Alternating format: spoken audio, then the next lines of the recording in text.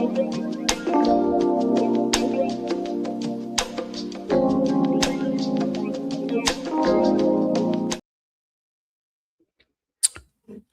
is good? What is good? What is good, everybody, man? Welcome back to another episode of the Darrel Long Show, hosted by your boy, Darrel Long. And today we're going to be talking about Officer Race Tatum and his wife. Today we're going to be further examining Officer Race Tatum and his wife. That's what we're going to be doing today.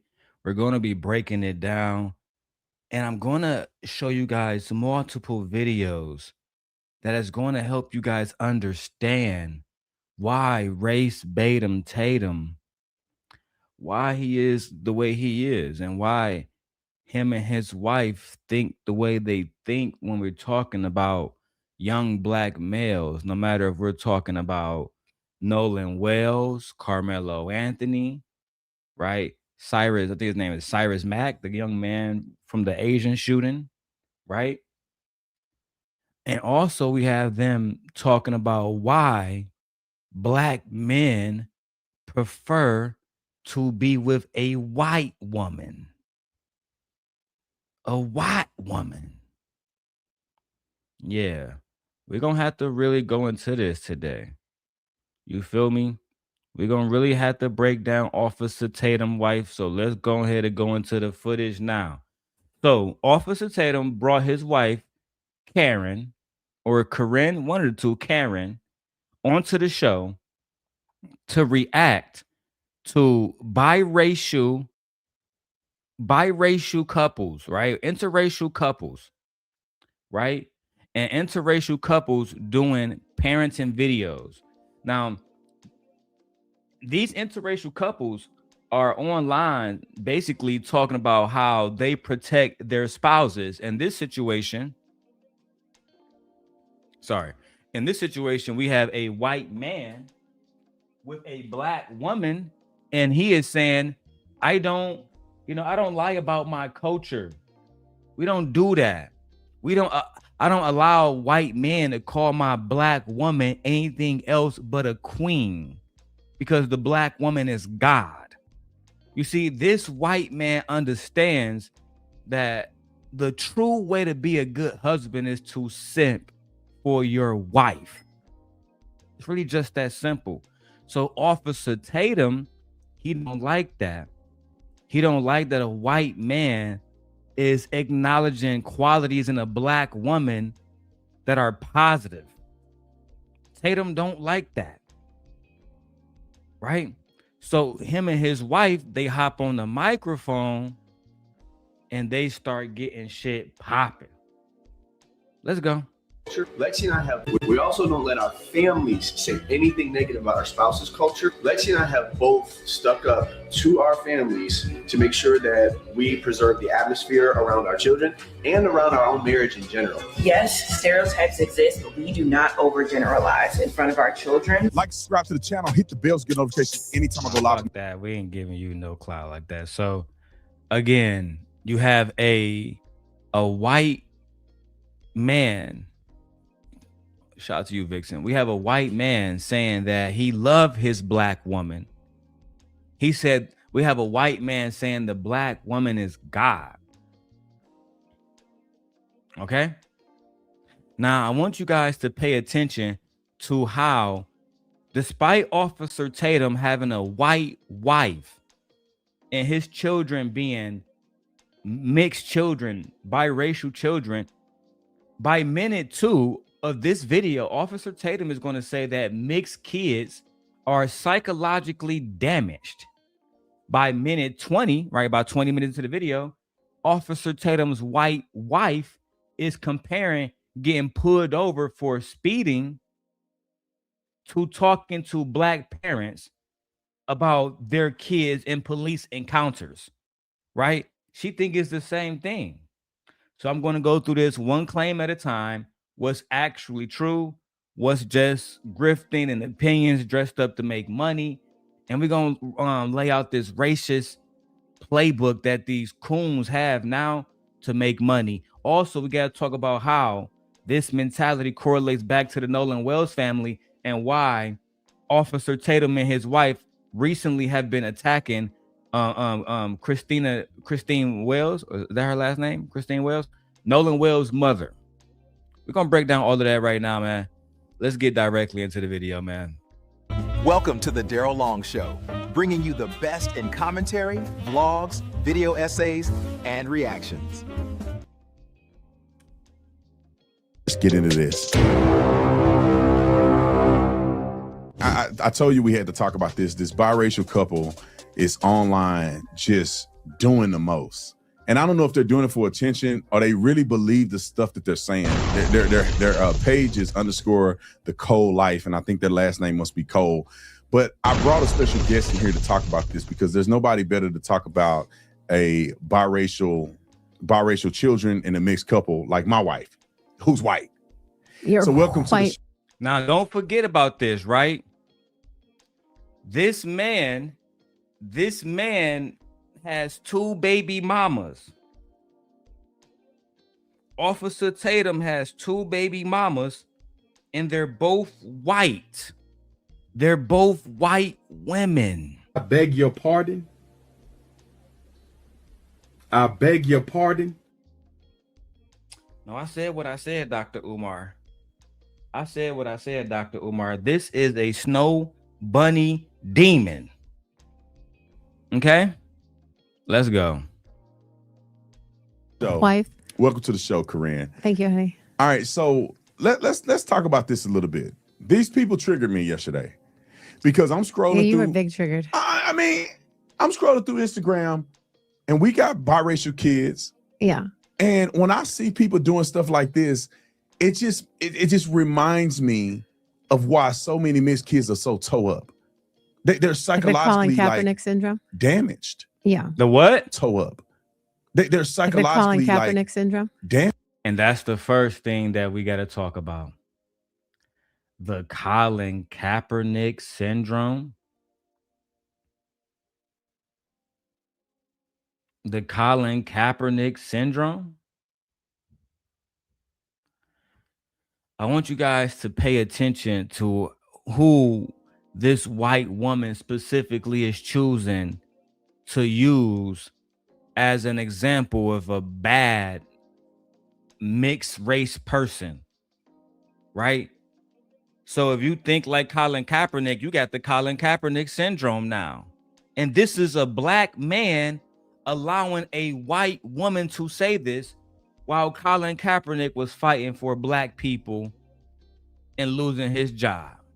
God damn it! You can't make this shit up. Look, make sure y'all get those donations in today, man. Anything gets supported. I don't even do a donation goal no more. I would like 150 per show, but it don't matter, man. Anything to support the show, Sharon Bracey. For clout. That is the solution to this. The solution, Ed, is for you to send a goddamn 99-cent super sticker. So this way I don't have to go to Brokeback Mountain. That shit crazy. All right, let's keep going. Damaged. Yeah. Because they feel like they don't have an identity because their parents are doing this. Yeah. All right, pull up the clip. We're going to watch it together. No, they feel like they don't have an identity because of people like you who lied to these children. People like you who don't tell these children the truth. And the truth is they come from a race that colonized another race. They come from a race that was okay with people like what's bro name who had the 14-year-old girl, Thomas Jefferson, right? They idolize people like Thomas Jefferson. His face is on what, $20 bills, and we know for a fact that he was in his 40s having sex and making babies with a 14-year-old young lady. Is that something that you support, Officer Tatum? Is that something that you support, Officer Tatum's white wife? Okay. We're going to break this down. Yes, this is very wild coming from her. Correct. What's wrong with having a white mate, though? Nothing. But when you weaponize your white mate against nothing but black people, that's the problem. If you don't understand what we're talking about. And anybody want to come up and challenge me, I'm open to links. This is for challenges only. All right. I don't want no hanging out. If you want to come up and challenge, then you're welcome to come up. Let's go. More intentional things we do with our mixed family. We don't make jokes about our culture or ethnicity in front of our kids. They're too young to understand. We'll take that personally. Number 2, we also don't let our families say anything negative about our spouse's culture. Lexi and I have both stuck up to our families to make sure that we preserve the atmosphere around our children and around our own marriage in general. Yes, stereotypes exist, but we do not overgeneralize in front of our children. We have our experience, but we want them to create their own experience. And last, we tell the truth about our history to our kids, even the hard parts that don't look good on us. Fit check. Notice how we said on white people. So you notice that? Yeah. Think about this. Where the history is bad on whitey. Yeah. The fuck you talking? Dr. Umar Johnson. I beg your pardon. I beg your pardon. Is that not what he's supposed to do? Officer Tatum's wife? Is that not what he's supposed to do? He's doing the right thing by saying, you know what? I'm going to tell my black biracial children about the history of white oppression and how we conquered and enslaved and sexually assaulted women and children. How we turned 13 colonies into the 50 states. How we had a civil war because people who look like us then want people who look like your mama to be free. But see, Officer Tatum don't want to talk about that. Let's keep going, man. I got a timestamp. Let's go. Like we like, for instance, if they came on the podcast and we were sitting down with them and they go, tell the truth about our history. Well, what history about black people are y'all telling the truth about? They're not. What the fuck are you talking about? When we talk about white people enslaving, we're simultaneously talking about black history as well. If I'm talking about, oh yeah, man, we got to talk about the civil rights and how white people were keeping civil rights and human rights away from black people, that's also black history as well. I can't talk about Dr. Martin Luther King and the history and his legacy without talking about white people and why Dr. King was necessary in the first place. I can't talk about the Honorable Elijah Muhammad and Malcolm X and the history of their legacies without talking about why, which is all we want to do. But white people today, especially white people married to black raccoons like Officer Tatum, they don't want to tell the true history. They want to do critical race theory. They want to go around and saying, well, was America really full of slave owners? Was the Civil War about slavery? Or was the Civil War about Southern independence? Isn't it?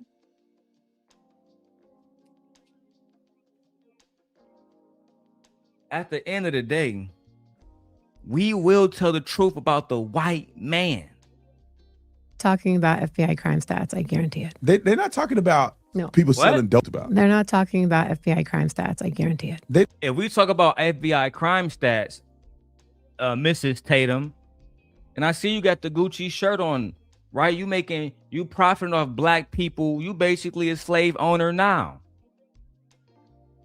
If you want to talk about FBI stats, you and your husband come up here right fucking now, and I would debate Officer Tatum on FBI stats relating to children being harmed and which race of men is doing it. Which race of men is predominantly being charged with sex trafficking? Which race of men predominantly is being charged with sexual assault against minors? Which group of men racially, right, are the ones that's having sex with their own daughters, being married to children?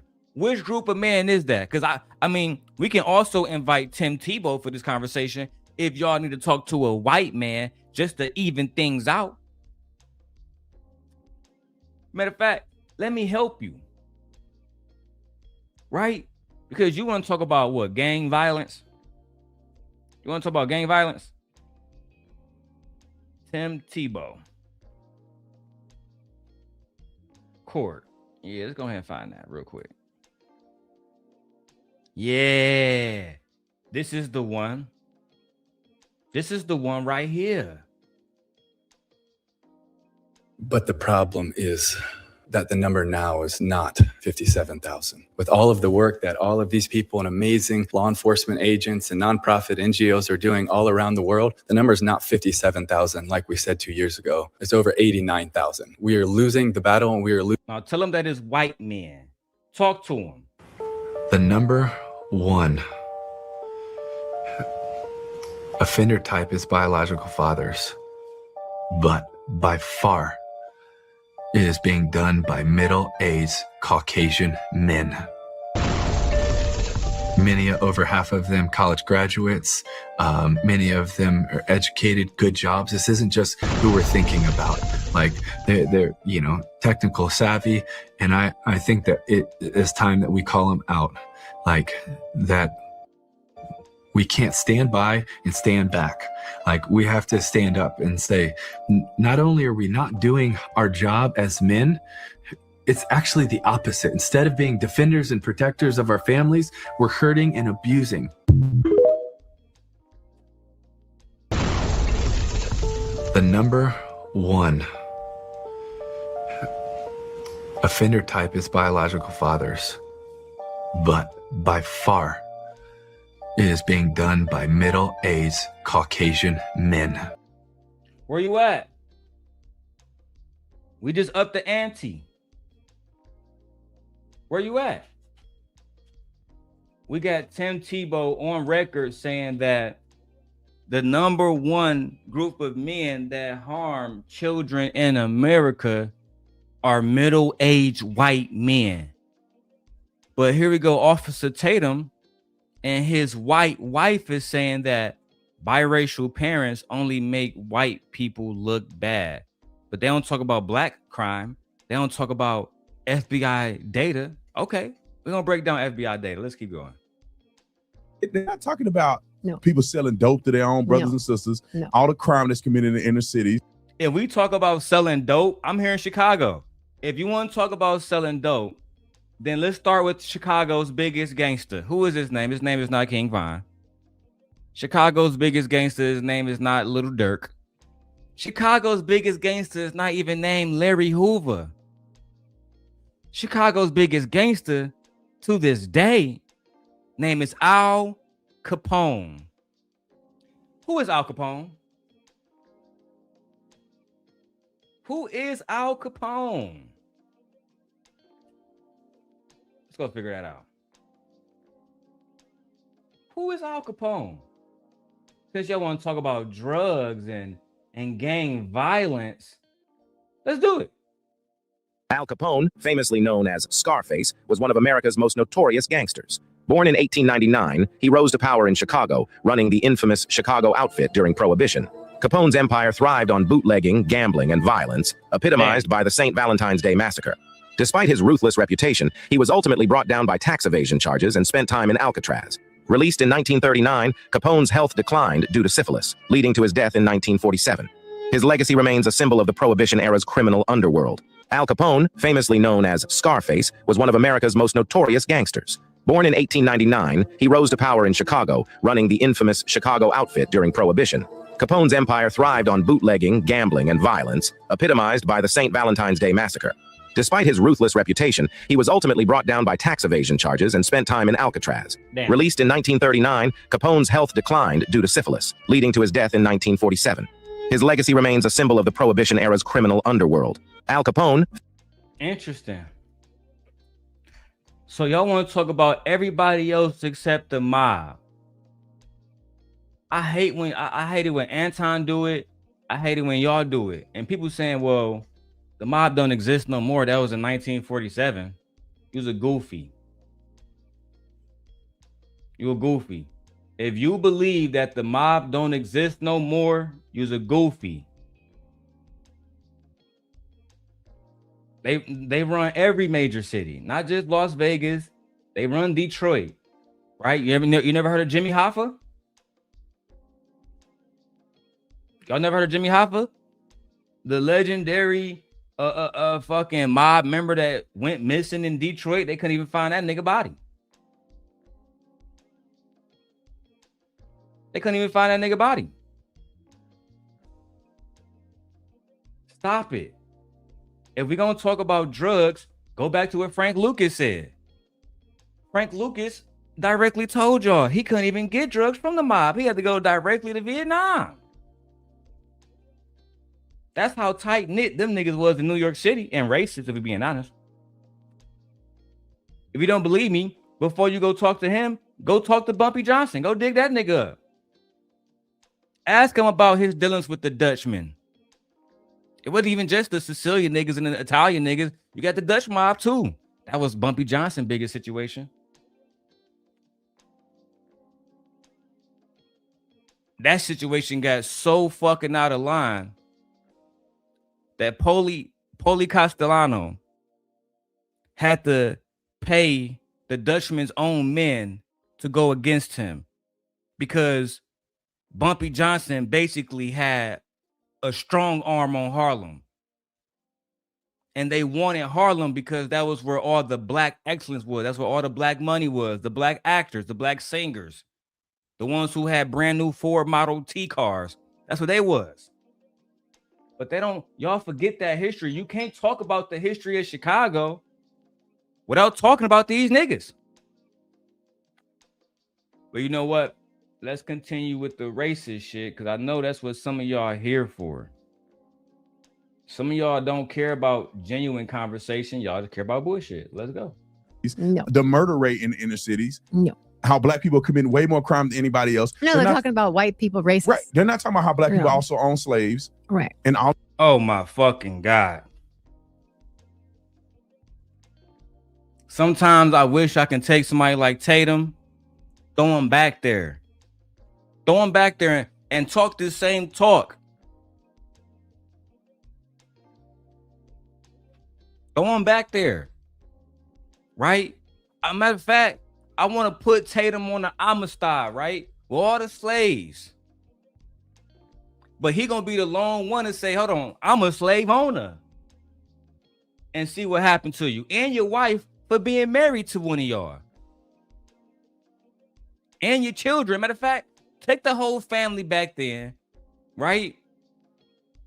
And then I want you to walk down the street after dark with your wife and children, hold hands. You in Texas. I want you to stay in Texas. Go back about 100 years. 150 if you really want to put a little cherry on top. And do the same shit you're doing now and see what happens. See what happens. All of these other things that is inherently negative about black people. Yeah. I will say at first when you sent me their videos, I was like, oh, they're cute. And it wasn't like overtly BLM 2020, like white people bad. But as I was looking through. What the fuck? It wasn't overtly BLM. So listen, first she took a shot at Colin Kaepernick. And now she's taking a shot at Black Lives Matter. Why is it bad when black people say that some white people have done atrocities in this country? Why is it that y'all want to hide the fact that the founding fathers, because he's going to mention them, well, they don't like the founding fathers. Why the fuck would we? Why would we like somebody who betrayed their own queen? Why would we like somebody who is a fucking slaver, who was giving dick to 14-year-old girls? Why would we like somebody like that? And bigger question, why do you? Why? Why do you? I'll tell you why. Because those four founding fathers, they represent patriarchy. They represent men doing whatever. They represent making America like it used to be. What Trump used to say, make America great again. That's what they talking about. When white men used to be able to go outside and do whatever they wanted to. Right? Industrialize, colonize. Do whatever they want to do. without any consequences at all. The videos, it's like, oh, it's so, I don't know, that whole like victim mentality, and like you have to walk on eggshells because you don't want to offend a black person and white people bad. I was like, no wonder these mixed kids, you know what I mean? No wonder mixed kids got issues. Yeah, look. Mixed kids, young lady, are you trying to say that mixed kids have issues because they have to walk on it? No, the reason why they have to walk on eggshells, let's address point by point. The reason why they have to walk on eggshells is because y'all lied to them. That's why. Okay? The couple's actual clip is about telling their kids honest family history, both good and the bad. Officer Tatum reframes that as being on bad on whiteys, then pivots his commentary into a list of stats about black on black crime and historical black slaveholders, none of which the couple even brought up in their video had nothing to do with their video. That's not fact checking them. That's substituting his own ideology, his own racist rhetoric for what they actually said in their video so we can sell it to his audience.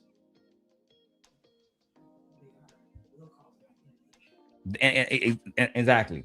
If you don't tell your children the good and bad about who they are, if you only tell your children, oh, you're half black and half white, the black side of you commit crimes, sell drugs, and they don't do shit but fuck up their community. The white side of you, Jesus Christ, Taylor Swift, right? Nothing but good stuff. You know what I'm saying? America, go blue, go red, go white. You're going to fuck your kid up, bro. Because eventually they're going to grow up. You got to come over here if you're going to talk on the mic. Eventually they're going to grow up, right? And they're going to be met with somebody who's actually fucking of a sound mind. And they're going to be challenged on dumbass rhetoric, which is why Charlie Kirk most of the time lost his arguments almost every single time. And if it wasn't for the media and y'all pushing him, he would never had the fucking support that he had, if we're being perfectly honest. This is also why he was never Charlie Kirk, because I'm about to be on his ass. That's also why he was never invited to any formal debates. Like debates like we saw, what's the black, like James Baldwin. James Baldwin would go from Harvard to Columbia, right? Different Ivy League schools went. No, Charlie Kirk never did this once because he was never, in my opinion, I can't confirm this, but in my opinion, the debating community never saw him as a true debater. They saw him as an antagonist person, an antagonist commentator. And it's different. I'm about to get my smart bag on you niggas. It's different from being an antagonistic commentator, Anton Daniels, versus being a true debater, right? Somebody who understands how to listen and how to counterpoint without attacking somebody. That is two different things. And we saw this recently, right? If you need a visual for this, go watch Candace Owens versus Andrew Wilson. You will see a clear difference in a debater versus a antagonistic commentator, which is, that's what Andrew Wilson is. Oh. And I will only say, to add on to that, this is why we see that biracial children born to Black women have a very good understanding and a good foundation of who they are on both sides. Versus when mixed race children are born to white mothers and have Black fathers. It's a complete difference. And when you don't tell your children about who they are on both sides, yeah, that will cause an identity issue. Imagine finding out, like some people do, that you have this type of history and you were never told about it. How would that make you feel? You know? But again, if Black children can learn about our history, so can non-Black children learn about our history, which is their history as well. Correct. It's all our history. Correct. I agree. I think they should learn all history. Yeah, they should learn all of it. I think they should learn all histories. Yeah. All right, let's go back to the show. We got to go back to their straw man arguments. It's actually very fucking sad. And then, guys, also, the link is in the description. Make sure you guys go check out my tech channel and my other channels. I'm going to be doing my Green Lantern review. Let me guys show you my Green Lantern. Let me put this down for a second. We gotta show you my Green Lantern little video file. It's so fucking lit, bro. Oh my god. Hold on. Where is it at? It's no. Right here. Where is it? Right here we go. Is this it right here? Yeah, boy. All right. Boom. The light is on, and the truth is coming. Watch my new Green Lantern review now on The Darrel Long Show. And play that bitch again real quick, man. Y'all not the only ones that's good with this AI shit. The light is on, and the truth is coming. Watch my new Green Lantern review now on The Darrel Long Show. Look, man, I know a little bit of this AI stuff too. I even got the AI camera. Yeah, it move when I move. But listen, make sure y'all go tap into my Green Lantern review. It's gonna be up soon. Let's get back to this review. Let's go ahead and finish this one up. These mixed kids, you know what I mean? No wonder mixed kids got issues. Yeah, look. I don't know. Look at the other video of their kids. Right. This is another one where he's running with his kids, and he's saying, "This is where." So I ain't gonna lie to you, Tatum. This is where I feel like I got permission to dox you now, right? Because when you post somebody else's kids, for me, that's triggering because of what I've been through online and people using my kids to attack me. And now I feel like you using Buddy kids to attack him, which means that that's fair for you. That's in the realm of, of warfare. So I think I'm gonna use your kids to go at you. That's just where we at now. That's where we at now. Fuck it. I had that information by the end of the week. The thing is this, bro. Y'all gotta stop doing this, because once I get on your ass, they're gonna be just like Anton. Darrel's taking it too far. Okay? This man is using a black woman's child on camera, baby in fucking diapers, with his white fucking wife, all because he don't like black people. He don't like the fact that this white man is uplifting his black woman on his channel. That's that nigga wife. Fuck you think he's supposed to do? Goofy ass nigga. We get this from. Here's another video. Roll the clip. We recently talked to a group of mixed adults, and they mentioned one of the reasons they struggle with identity was because one side was more favored than the other. And I don't know if that's true, but here's the thing. I'm very much aware that I'm a white father raising a son and daughter that's a different skin tone than me. And what I do know is that I don't know how their experience would be in this world. So I try to educate myself as much as possible and also challenge my own subconscious biases and stereotypes, because I had them. When it comes to raising my son and understanding the challenges he will face with his skin tone, I am not arrogant enough to believe I can teach him those things alone. We've built a large community filled with strong men that surround him, and I lean on them to help impart wisdom and strategies to navigate this world from their experience that I will never have.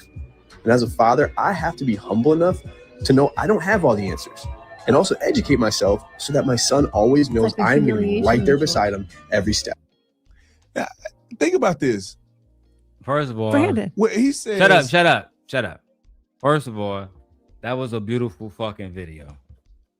That was a beautiful video of a father, you know what I'm saying, who knows as a white man, he would never understand truly how his sons feel as black Americans. Right? So what he does is he goes out and he gets other black men, the uncles, cousins, granddaddies, and he surrounds that boy with a proper counsel. That's what a real man would do. Now that let me know he really loved that kid, because, and shout out to Tywin Lannister. Let's say if this kid was going to grow up to be king one day, this white man don't know what it means to be a black man. He don't know what it means to draw in the black community. So what he does is the parts that he is weak at, he go and reinforces his son's claim by bringing in other black men who can help reinforce it. That is wise. But watch how Officer Tatum and his wife break it down. I don't know what my son's experience is going to be. Well, your son's experience is going to be what your experience is. What you make it, what you instill in him, what you teach him. You teach him what's important. Why is it going to be so much different than you? If your son was white, would you say his experience would be the same as mine? But if my son is not white, his experience is going to have to be something different. Then he goes, good. We surround about good men that can teach him. It was all black people. All black men. All black men. Which is fine if those are the good men that are in his life, totally fine. But it's like, oh, I've got to I don't know. We totally disagree with like this kind. You don't even see the white bitch don't even know how to say it.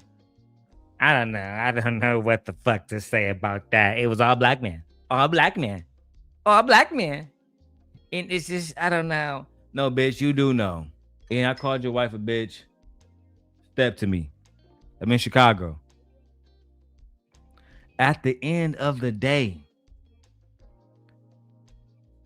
that man understands the true history of his country, the hostility that his sons may face, and that he never had to face as a white boy. So he's preparing his sons for that by having them be around other black men, say, hey, boy, nigga, you ain't really like us, Kendrick Lamar. So, you know what I'm saying? You're going to have to deal with some shit. Dun, dun, dun, dun. You're going to have to deal with some shit. You not like us. Dun, dun, dun, dun. Niggas want to act like race don't matter. We literally had a song that white people was going, they not like us, at the motherfucking Super Bowl. Whole song about race. Whole song is basically telling Drake, you're a biracial nigga, not a nigga. Know the difference. It's like when the trans people say you're a cis woman, not a woman. Know the difference. So much propaganda these days, nigga. So much propaganda these days. Let me keep going on that, man. And for the record, shout out to women who are born women. That's not me dissing trans, but shout out to women who are born women. Shout out to Angel Reese. Shout out to Dejanay Cunningham. You know what I'm saying? Shout out to the black women. Shout out to Asia Wilson. Damn. When Bo will say stuff like I'm black, and then Bo will say stuff like I'm white, and we're like, yeah, you're black like daddy and you're white like mommy. There's no better or worse. There's no like, oh, we got to teach him how to be black and we got to teach him how to be white. It's like, no, you're Bo. And I don't know, the way I see it is like, you got the best of your daddy and the best of your mommy. Like, you're going to run circles around everybody else. You know what I mean? I don't. Right. A typical white woman. You got the best of your mommy. You got the best of your daddy. You're going to run circles around everybody else because you got that white blood and that black blood. You're going to be smart like your mommy, but you're going to be an athlete like your daddy who played football. He played football. You're going to be able to play football too. You're going to be able to jump real high too. You're going to be able to catch a ball too. But when it's time to go to school, you're going to have that white gene kick in. That's basically what she means. So when she says the father is saying something pretty humble here, I don't have all the answers. I can't fully know what my son's experience will be. That's Officer Tatum's response to insist, you know what I'm saying, that his son's experience is going to be whatever your experience is, whatever you want the experience to be. That's bullshit. Whether a white parent can fully understand what their black child will face, because let's be honest, race is real. Racial tension is real, right? There's an ongoing debate about if there's going to be a racial war or not, which to me, that sounds fucking crazy in 2026. Tatum and his white wife, they're wrong. They're trying to assert their opinion as if it's factual data, and that's what I don't like about these niggas. That's what I don't like about these niggas. Let me get to some comments. I haven't read comments all day. Let's see what we got going on here. My wife says maybe her time will be better spent doing research on TikTok and looking up biracial born to white mothers and how they feel like they want black mothers and will be better off with black mothers. Child. Hey, Fear. That's honesty. That's honestly what she should be focused on, because your biracials are going to have issues. You mean her children with Officer Tatum? Child. Fear says, I finally caught alive. Yes, yes, yes. Vixen says, she think I'm going to like Green Lantern. I watched it twice. I got my video recorded. Okay. I just got to just finish editing, B-roll, upload. Okay. Let's go back to the video. The next segment, because I'm going to let this play until about the 10-minute mark. All right. 10 minutes and 56 seconds. We have to go over what I'm calling segment 3, the Trayvon Martin rewrite. This is the part that pissed me off. And they're going to make it seem like Trayvon Martin was a fucking danger to George Zimmerman. And George Zimmerman was rightfully acquitted. And he got off basically scot-free, and they agree with the shit. This is disgusting. So if you look, let me give a trigger warning. Okay. If you love black kids and you have black kids, especially someone around Trayvon Martin's age, I think he was 17 or 16 when he died. If you guys are triggered by this, just click off. Fuck it. Okay. It's not that important for me to get views. I just I love doing radio shit. And this is kind of like me doing radio and TV at the same time. And it's therapeutic. But let's go over what I'm calling the Trayvon Martin rewrite. Trigger warning.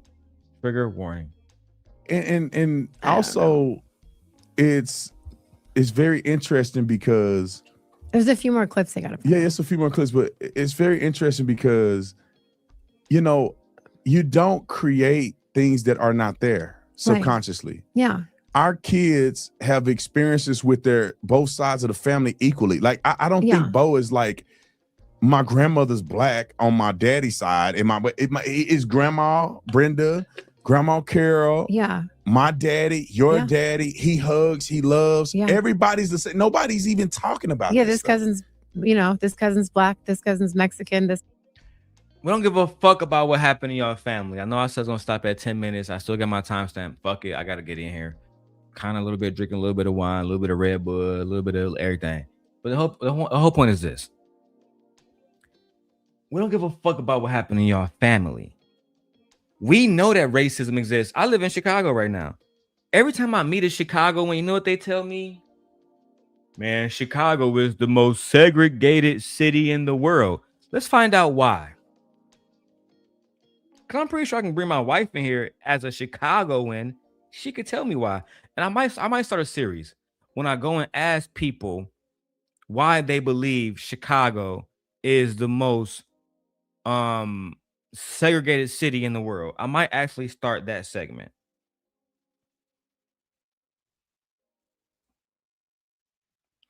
Gemini, can you tell me why people in Chicago say that Chicago is the most segregated city in America?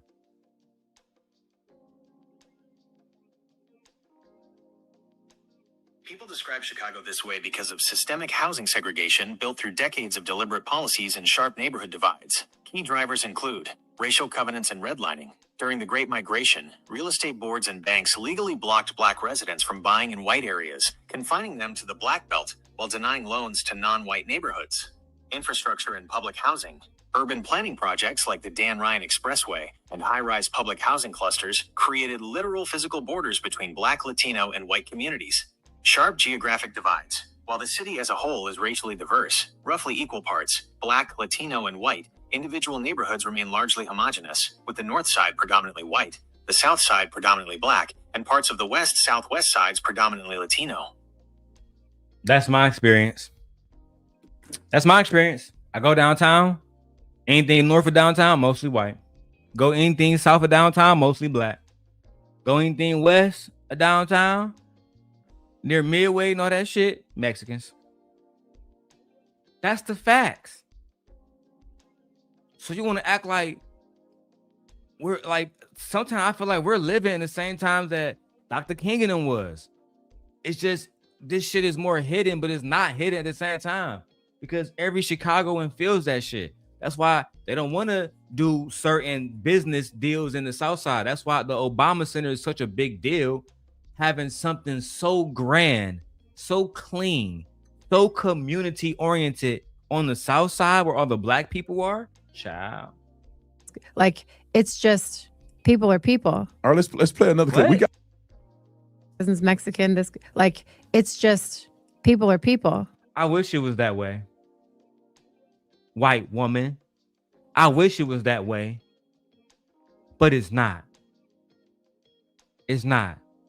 Which is why your husband is going to talk about drug dealing, but not talk about crimes that make white men look bad. Like, I don't know, touching children. All right, let's play another clip. We got like two more clips because we want to show the hypocrisy too. But this is just another clip of their. Oh, you're doing a good job at that.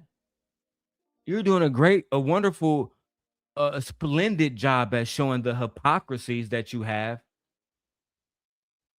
You're only judging this white man because he has a black woman and he has a certain amount of reverence for the black woman. Meanwhile, you sit here in our faces with caucus Britney Spears looking bitch talking about Carmelo Anthony, talking about every motherfucking thing. I saw those videos. How dare you? You piece of shit. You piece of shit. How dare you? Now you're gonna feel my fucking wrath. I'm coming after your wife. I'm coming after your fucking kids, your fucking family. Everybody that I can find associated with you, that love you, your friends, every single one of them. I'm gonna post them online, and I want to know which one of you are gonna do anything about it. It's time. Time for me to go back to my old self. Trying to learn themselves in relationships. Roll a clip. We haven't shared our full story in a while, and I think it's time to share it again. See Lexi and I now, but we were not always on the same page. Our story is one of a lot of hard work to understand each other's worlds and experiences. So I grew up in a Pentecostal church, and I was around the culture heavily. But that didn't automatically translate to me understanding everything. And when Trayvon Martin happened, Lexi and I had just started dating, and it sparked a lot of challenging conversations to learn how we saw the world. And because I cared about her, I took the time to sit and just listen. Did she also? Lexi didn't have to have these conversations with me, but she did choose to. And the goal for me was to understand her, not to debate her. And I had to be willing to be wrong about it. Again, man, clap for the white man right now. Shout out to this nigga, man. He not even a white man. This a nigga right here. What here we go.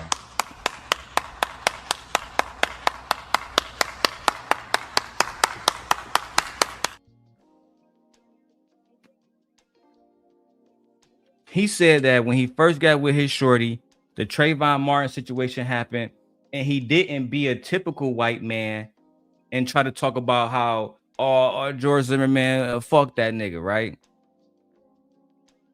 He said, you know what, baby, I'm gonna just listen to you. I understand that this incident that really isn't an incident has systemic traumatic implications on you as a black woman. And as your husband, as the man that loves you, I'm going to just listen to you. That's what we need sometimes. What's up, Lady Quantum?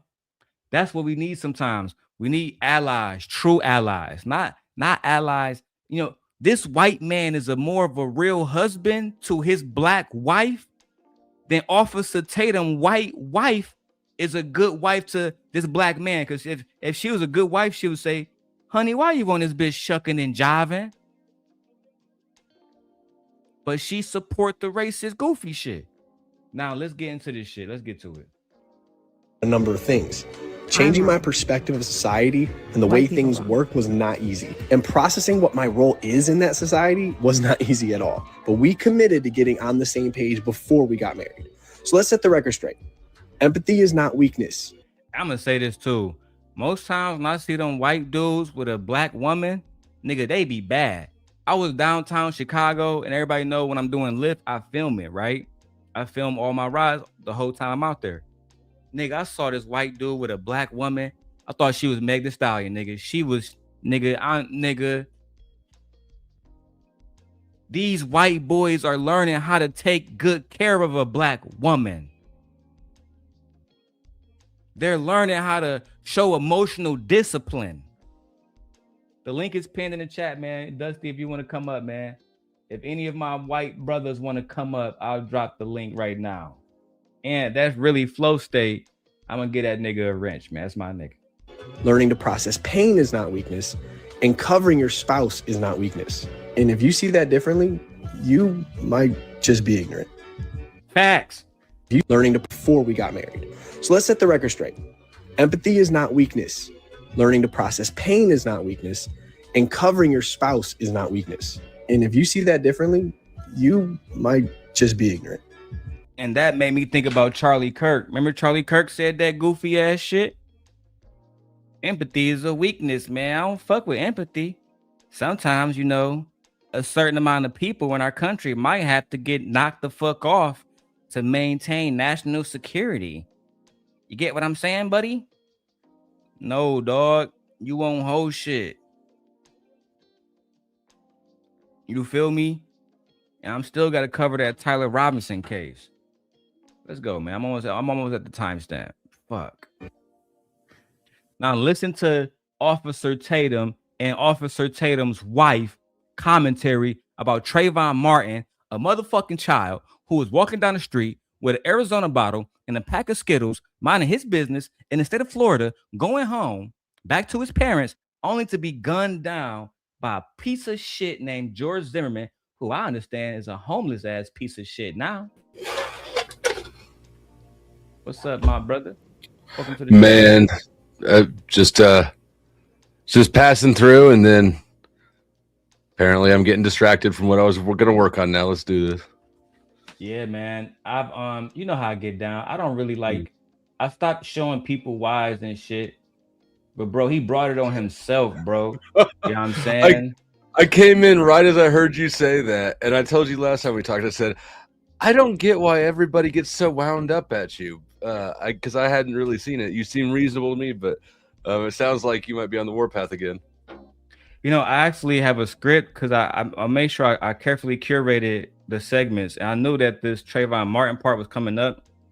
That's why I'm smoking now, so I don't get too triggered. I got teenage kids, and you got teenage kids, bro. Yeah, yeah. So did something new just happen with that's an old case? Yeah, but so basically. Like this couple right here, right? This black girl, she got a white husband. They be on like TikTok and shit. They famous for like the white guy. He be saying stuff like, like I'm teaching myself about how to basically be a better husband on some racial shit so he can understand his wife and I guess raise his biracial kids to not hate themselves and not hate the black part of themselves or the white part of themselves. So I guess he was telling his kid and his wife about the Trayvon Martin shit, and in the video he was saying that he just listened to his wife. He basically allowed her to vent and all that shit about how she felt about the case. Woo woo woo. But this is what the Tatums had to say. Now I already saw this shit. I don't think you watched Tatum's show, but I started watching every one of his videos. Yeah, I don't like cops. And I did say in the chat that he sounded like kind of a bitch or something like that. I didn't realize that they had getting on one, insisting on being on the same page makes sense if you have kids that you got to raise with that dynamic. So I back off my original claim. Oh, bro, I thought you was talking about Tatum and them shit. I didn't even care, but you might. Oh, I don't. I mean, I just Tatum is a bitch. I don't like cops, but oh yeah, I like good cops, bro. You know what I'm saying? One of my friends, Darren Weathers, in Detroit, he was a cop, but he got, you know what I'm saying? He didn't get killed. Let me correct myself. He died in one of those like police chase when you're chasing somebody, and then he made a bad turn and he died in an accident and shit. So I'm gonna say that he wasn't killed, but he was doing his job, and in the act of doing his job and shit, he died and shit. I think that there's certain that being a police officer requires you to do things that I believe are immoral, like arrest people for drugs and shit. And I just don't, you know, is there a good prostitute? You know, it's sort of that thing. I just view them as moral prostitutes. Prosecutors are worse, but anyways. That I agree with you on, bro. And I talk about my own experience with prosecutors. They tried to get me on a 10-year bid. I'll talk about that in a second. Differently, you might just be ignorant. But do you see how? And I'm just saying, we've went through a lot of their videos, and at least 20 videos I've seen. I don't see it the other way around. No. It's like he's saying our relationship had all of these challenges. Trayvon Martin is a pivotal point. The challenge was me being white. That's exactly what it is. It's about really him being white. Yeah, I have to sit down and listen. What I did have she to listen educate to? myself. Nothing. She's right. She didn't listen She's to nothing. right. It's just one-sided. It's what? Well, yes, because that's what it is. But this is why that whole woke Marxist mentality is like a cancer, and it drives me nuts. You know, even though I've got a mixed child, half black kid, however you want to say it, where it's like, I don't think that the black side is like the victim side, or like the black side is like the bad side that needs like placating to. You know what I mean? I don't know.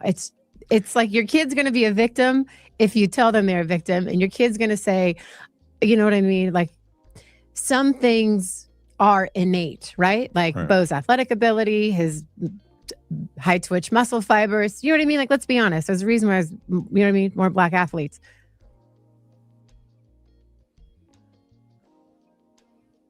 The fuck did you just say? I always break this down, bro, because and I have to keep this 100. Right? Let's take LeBron James. Let's say he's the best black athlete we've seen in the last 20 years. Go get a Navy SEAL, right? Go get a Navy SEAL. And go get, I think his name is David Goggins, right?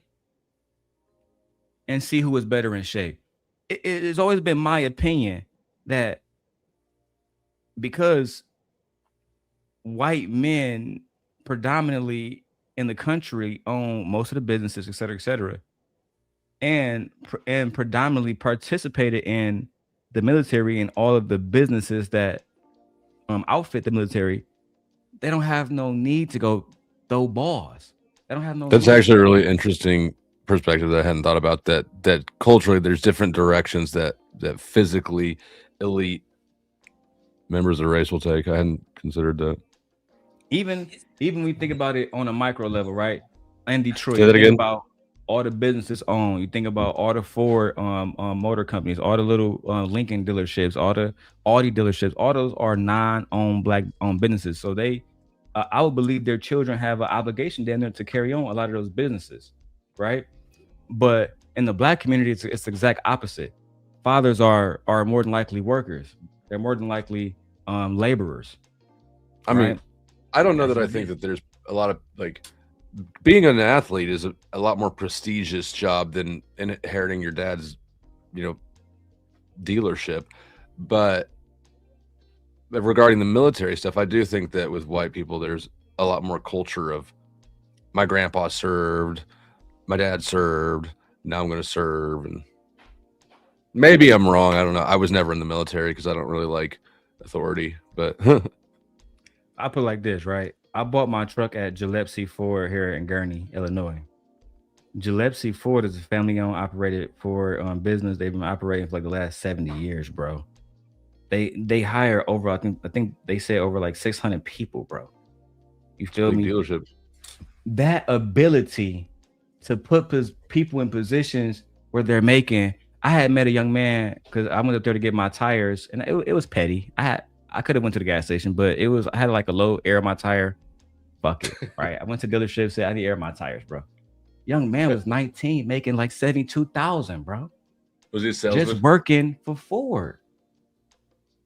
Was he a salesman or? No, he was a mechanic. Hmm. He was a mechanic. He was over there with the rest of the guys, you know what I'm saying, fixing cars and shit. Like all the cars, you know how like in the service department, they have a whole bunch of cars, like they have like appointments and shit. So they was all lined up to get different shit done. But him and like 4 of the guys did all that shit. And I asked him, how much you make, bro? He said, I make about 75,000 after taxes. I said, what the fuck? How old are you? I'm 19. I said, ain't no way, bro. So you didn't go to school? He said, no, I learned all of this growing up. I couldn't believe that shit. Yeah. You learn how to fix cars growing up from who? More than likely his father, his grandfather, his uncle, somebody like that. Yeah. I feel like, well, kids who grew up learning how to fix cars are normally the poor kids because they had to learn. I agree. I mean, we were middle class, and I taught myself as an adult how to work on cars because I was poor for a while, but because you had to. I had to, right? But when I was a kid, we didn't have to. Yeah, we didn't learn that. The only thing I can say to that is when I was in Central Michigan, and I was working at Mount Pleasant High School, and it was my first time seeing that they had a section where people in the community would bring their cars, and they would bring their cars to the school, and the students, they had a class where the students would actually work on the cars and fix them up for people in the community for free. It was crazy. I had never ever seen nothing like that ever in my life before. And to me, even with my oldest son, he was in a robotics class, but only because he was in a private school that was predominantly Caucasian. That's how, that's kind of how it is in Detroit. I can't speak for everywhere else. Even in Chicago, I live in the suburbs, so I can't speak on the inner city and how the inner workings are there. You know what I'm saying? But when they talk about black athletes, his wife mentioned that. It's of my belief, right, that when you think about Michael Jordan's father was a poor ass fucking farm worker in North Carolina. He had nothing to pass to Michael. Literally, if Michael didn't have the ability to play basketball, who knows what he would have become. LeBron James was raised by a single mom, Gloria James, in Akron, Ohio. She had nothing to pass to him. Thank God he was born 6'8", with the abilities that he had.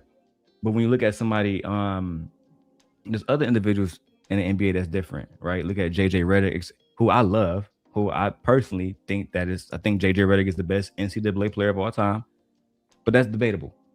But if you look at his background, he didn't have to play basketball. He chose to. I think that's the difference. One of my favorite players right now, Cooper Flagg, he chose to play basketball. They're different from somebody like a young Larry Bird who grew up poor in French Lick, Indiana, who, like a LeBron James, basketball was Larry's only way out because Larry didn't care about education. If you know his history, French Lick wasn't that kind of town. It was bootlick, poor white town, right? So at the end of the day, I believe that social economics transcend race, and I use Larry Bird to highlight that example that poor whites, like my friend Flo State said, they have some of the same issues that black people have, but for the most part, there is racial and economical differences that, in my opinion, forces us to be like, you know what, maybe basketball, boxing, whatever would be better because we have a better opportunity to go into the NBA versus becoming the president. Versus, in my opinion, my white counterparts, they have a better opportunity to become a president versus making it to the NBA. I think that your math is off on that, but I hear what you're saying. I appreciate that, my brother. I'm gonna get to the comments in a second, guys. Bo's gonna be a good athlete. You know what I mean? So it's like, and he's a bright kid. So there's no reason to be like, high score here, high score there, high score here. But let's make sure he knows that he's different. Right. That's the key. And daddy's different. Yeah, that's the key. It's exhausting. I would never, like, both of our kids, it don't matter. No. We don't live in a world where your color matters. Like, I don't even think about the fact that me and you different colors. I know, me neither. I would have to I would have to think about, like, oh, we're two different. It don't matter because you're Korean to me. Yeah, I agree. You're just who you No, are. I agree. And then let me tell you this: the crazy thing about the biracial or mixed couples or whatever is that when we got together, it was Brandon and Corinne. Yeah. There was no. We had our cultures were so different. No, we were really like- have the same culture. And it was like, oh, when Trayvon Martin happened, we had a lot of stuff to figure out. It's like when we got together and we got married in 2020 and George Floyd happened, we were like, same page. Yeah, he was wrong. He was crackhead. That's what I'm saying. None of it. I feel like things aren't really- black and white. Okay, so they're lying. And I want to make sure I have this video prepared because I got about 20 minutes left in the stream. Let me show you guys a little bit of something real quick. I'm pretty sure I got the whole audio right here. I know that you don't believe me, but I want you to listen to his interaction with him and another guy. Just to give this context, this is Fresh and Fit host Myron Gaines, and he decided to go to one of those pro-white nationalist type speaking events on Twitter, and this is what this is how they felt about him. I called HT the Giga. I can't believe how quick that was. I can't believe how fast that was. Can I make this interesting? Can I make this interesting real quick? Myron, you were in MySpace the other day, and I said, you're doing a great job calling these Jews, but, if we take this country back, we want it for white folks. And would you go home? And you said, I was born here, and I'm not going anywhere. And this is where I think the problem is with working with non-whites is that once you think you help us, that you're just going to stay in our country. Do you still stand with that answer? Bro, you look, man, I know you're trying to get a clippable moment here for your... No, it's the truth, man. This is the issue with whites working with non-whites. We're over here talking about a problem, then you bring it right back into, this whole white thing. Like, dude, shut the This whole white thing is what built this country, Myron. Shut the up, dude. Hey, you sand. You sand. Hey, I am in Florida. I'm in Florida, and I will knock you out on camera. All right, I'm not gonna have violence in the space. It's not even my space. I think Ian's having issues, so look, I'm not gonna allow that in Ian's space. Listen, man. Listen. You can try to deny this shit all you want. You can. And look, I'm somebody who love America. I went to Central Michigan. One of the first thing I would get, like one of my talking points that I would try to use to bring racial tension down, and I would ask people, do you care about your country? Do you care about America? That's the first thing I want to know. If you truly is a patriot, because if that matters to you, then you would care about the quality of American education. You'll care about the quality of American streets. You wouldn't want Americans on the street fucking homeless because that leads to crime in American cities. You wouldn't want that. No matter what race you are, you wouldn't want people raping and pillaging. You wouldn't want that, no matter who they are. Right? So I try to focus on the commonalities, then focus on the things we don't have in common later on. That's usually my tactic. Sometimes it works. I feel like leading with that question is sort of a setup. Is it a setup? Yeah, it is, because it tells me if somebody has an implicit bias or not, because a lot of white nationalists are, even though some of them are racist or whatever, they do care about America, right? Well, I mean, sort of. I mean, yes, but maybe not the same America that you or I see. I agree. They care about it in their own ideal, and they have a right to that because that's what our soldiers die for. However, I mean, it's like a Muslim and a Jew can both say they love God, and they're not at all talking about the same thing, right? So it's correct. Like when Mandani says he loved New York and Trump says he loved New York, I understand those are two different things, but they both still love New York though, right? At the end of the day, I would even in that situation, I would try to find as many commonalities as I possibly can. I think the problem is people like Trump and people who support him, like Tatum, they focus on the differences far too much. Far too much, bro. You know what I'm saying? I mean, it wasn't Tatum. Like Tatum was just saying though that he doesn't see the differences. He was I didn't watch the whole thing, but it sounded like he was saying the opposite. But that's the problem, right? You can, when you see, you can't be in America and say, I don't see racism. I don't see racism. I don't believe racism exists. I don't believe institutionalized racism exists. You can't be ignorant like that and expect people to believe that you're still credible and genuine. Do you know who Psychopatheist is? Have you run into him? Clue. Okay, he's got a channel. In the black, I don't know if black supremacist is the right word, but the black sector. And he's come over to my show once or twice though, and so I wander over there every now and then. The last time I was over there, I was talking to somebody who was making the same point that you were, which is basically you have to see what I see, or else you're the problem and you're ignorant, which I find a disingenuous position. And so I said, okay, tell me an example of how you personally have been negatively impacted by by being black. Like, how has this negatively impacted your life? And the example that he gave me is that he grew up in an area where that experienced white flight in the 70s and 80s, and the schools were so bad that he went to high school that wasn't even accredited. Turns out his example of how white supremacy had affected him, or being black had affected him negatively, was exactly the same experience I'd had, because he's from the same city as me.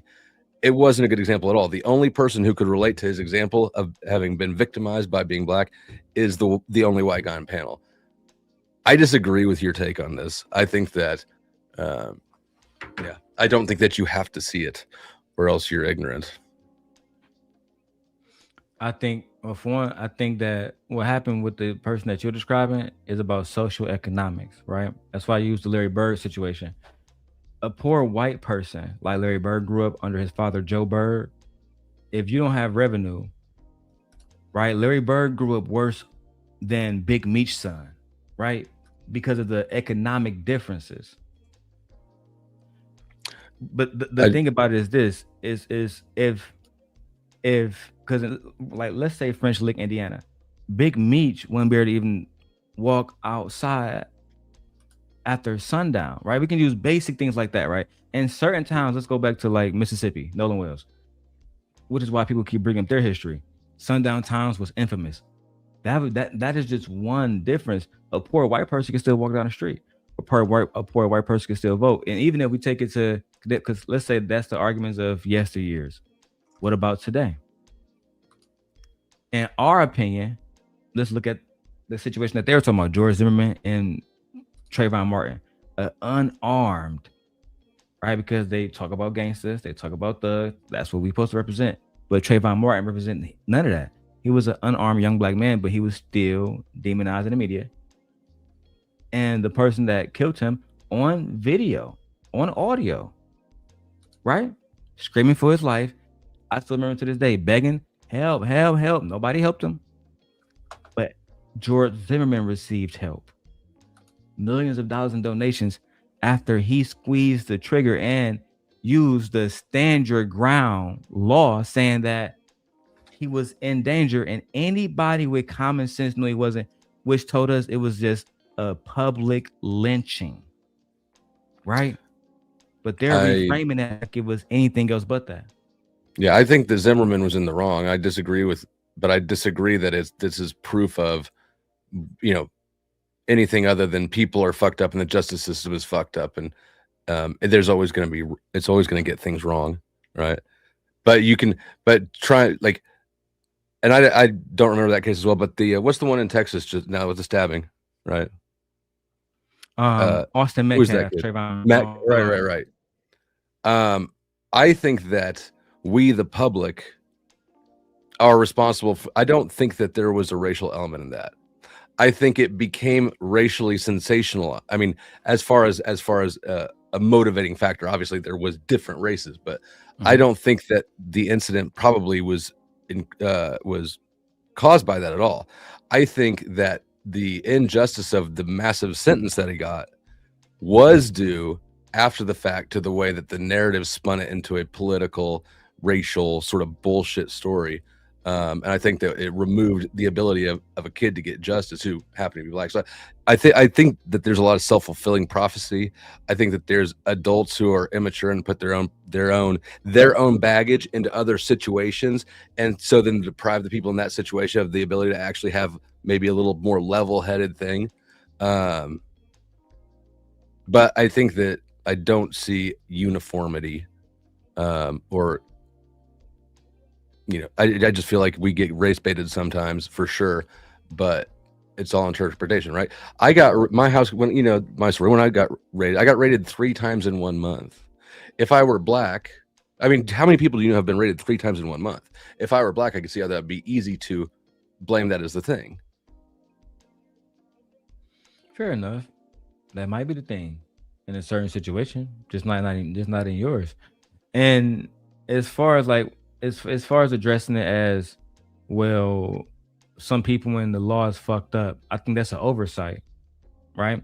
When we peel back the layers of what makes them fucked up, why they're fucked up, I think that's when psychologically we start to understand that they have implicit biases. That's where it always come down to me. When you look at Courtney Clement case, she was charged to 6 years. 4 of those years they're giving her as time served. So she killed her black boyfriend and only going to do 2 years in jail when we have video of her assaulting him on camera. In the situation with Trayvon Martin, George Zimmerman was able to plead self-defense and get no time at all. Whereas we know from the first interview that Hunter Metcalf did with Will Kane, he described the situation. And that's my favorite video to use because it was 24 hours after his brother died. And he says that he was the one that approached Carmelo Anthony and Austin stepped in to defend him, which to me would give motive that was them double teaming him already, right? But he wasn't allowed to go under the self-defense, and he was charged the way he was charged. But at the end of the day, I think that most of us believe that that's due to implicit bias. That implicit bias is rooted in racism. But here's the thing. I think, and because actually when I was in high school, we had basically the exact same situation happen in the parking lot. One student stabbed another student and killed him. And it was a black student who killed, he was Italian, pretty Italian, so mostly white. The black student in this case got like 7 years or something, right? It had a different outcome. The outcomes are not uniform, even though the experiences are. And you can't demonstrate with any sort of confidence that is the cause of the thing. You're bringing your own biases or grudges to the situation, right? When I see an ICE situation or there's a police involved shooting, I automatically default against the cop. I assume that the cop is making up some fuck shit to shoot the person. So I hear what you're saying, and I recognize that you've experienced shit different than I have, and I'm bringing my bias to the situation too. But I think that there's a real clear line between what we do know about a situation and what we don't know about a situation, what we're sort of inferring loose with weak evidence. And I think that racial motivation is one that's very politically flammable, but is almost always impossible to actually demonstrate with any real confidence. It's just sort of a claimed and blamed and then spun into the chaos. I don't think so. Here's the facts, right? Listen, let's look at Mississippi. Let's use 6 months. In the last 6 months, Nolan Wells died and 2 black people was hanged. None of those crimes have been solved. Right? In a state that just changed their state flag from the Confederate flag to something that is not the Confederate flag. An unsolved case does not mean that it's racist. Sometimes they don't know who did it. Doesn't point at the racism, but the manner of death, which is hanging, right? The way that the case is handled by the officers. For example, with the situation with Nolan Wells' body. In that case, they never, to this day, we don't know what happened with his stomach. We don't know what happened with his lungs. We don't know if he was With his drunk. stomach. We don't know if he had drugs. But Officer Tatum and other accredited journalists are saying that he was drunk based on the word of Nolan Wells. I'm sorry, of Warren Hudson. So to me, that will only happen, right? And I said this other day, because I watch a lot of Officer Tatum content now. He hasn't done no videos about Courtney Clement and her killing the black man. He hasn't done no videos about the number one trial in the country right now. Isn't even this shit they're talking about. It's that white girl, Lindsay something. I can't think of her last name right now. But she killed her children, right? They haven't done one video about that at all. Not about, because we know the manner of death in that situation. The kids died brutally, right? That's why she's being charged with the murders. And her only escape is, I was going through postpartum and I was crazy. And again, like George Zimmerman, she has raised almost $1 million in her defense after she killed her own children. So there's no videos about that on these individuals' channels. When you look at these individuals, because it's not all individuals like yourself, but when you look at these individuals who have extreme implicit biases against black individuals, Smith is another one. He hasn't covered either one of those cases. The Lindsay young lady or the young lady who fucking stabbed her boyfriend, Courtney Clement. Because in my opinion, based on what they have put out, there is no white women crimes, period. But if Jasmine Crockett comes white out women and do says generally that she, not get charged. If Jasmine Crockett comes out tomorrow and says that she like Meg Thee Stallion new song, that is going to be somehow, some way drawn into a political segment that's going to last about 20 minutes. But not, so to me, it's not that we're using our implicit bias or we can't build a concrete argument. We're actually using the data from which they are putting out, which is mostly racial driven data. You're not using the data that you're putting out, which is you're engaging with this content as he's making it. He might be doing the best thing mathematically because it is getting your attention. You're watching all of his shit now because he's not doing any white content or any white girl stuff, right? So this thing goes both ways. And I operate according to a principle my mom told me this when I was little. I think it's wise. Assume good intentions until you know otherwise. You know, if somebody's got some shit for you, they'll let you know eventually. And so I just try to apply that and go like, I operate according to what I know. And generally race component, you know, personal biases like that, unless somebody says the thing to you, like you just, you know, you can't know. I don't think that pointing at a situation and saying that that's racist, I don't actually think it adds clarity. I think it adds confusion to the case. I want to play something for you. Yeah, go ahead. Make sure I can find it. I don't know how much time you have left. Let me see if I can find it.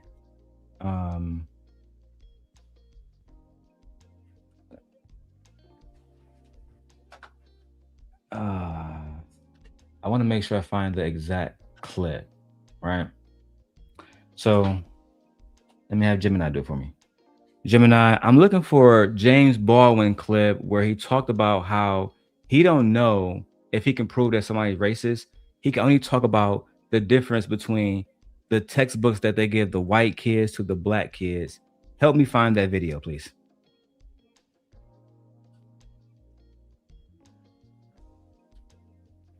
In what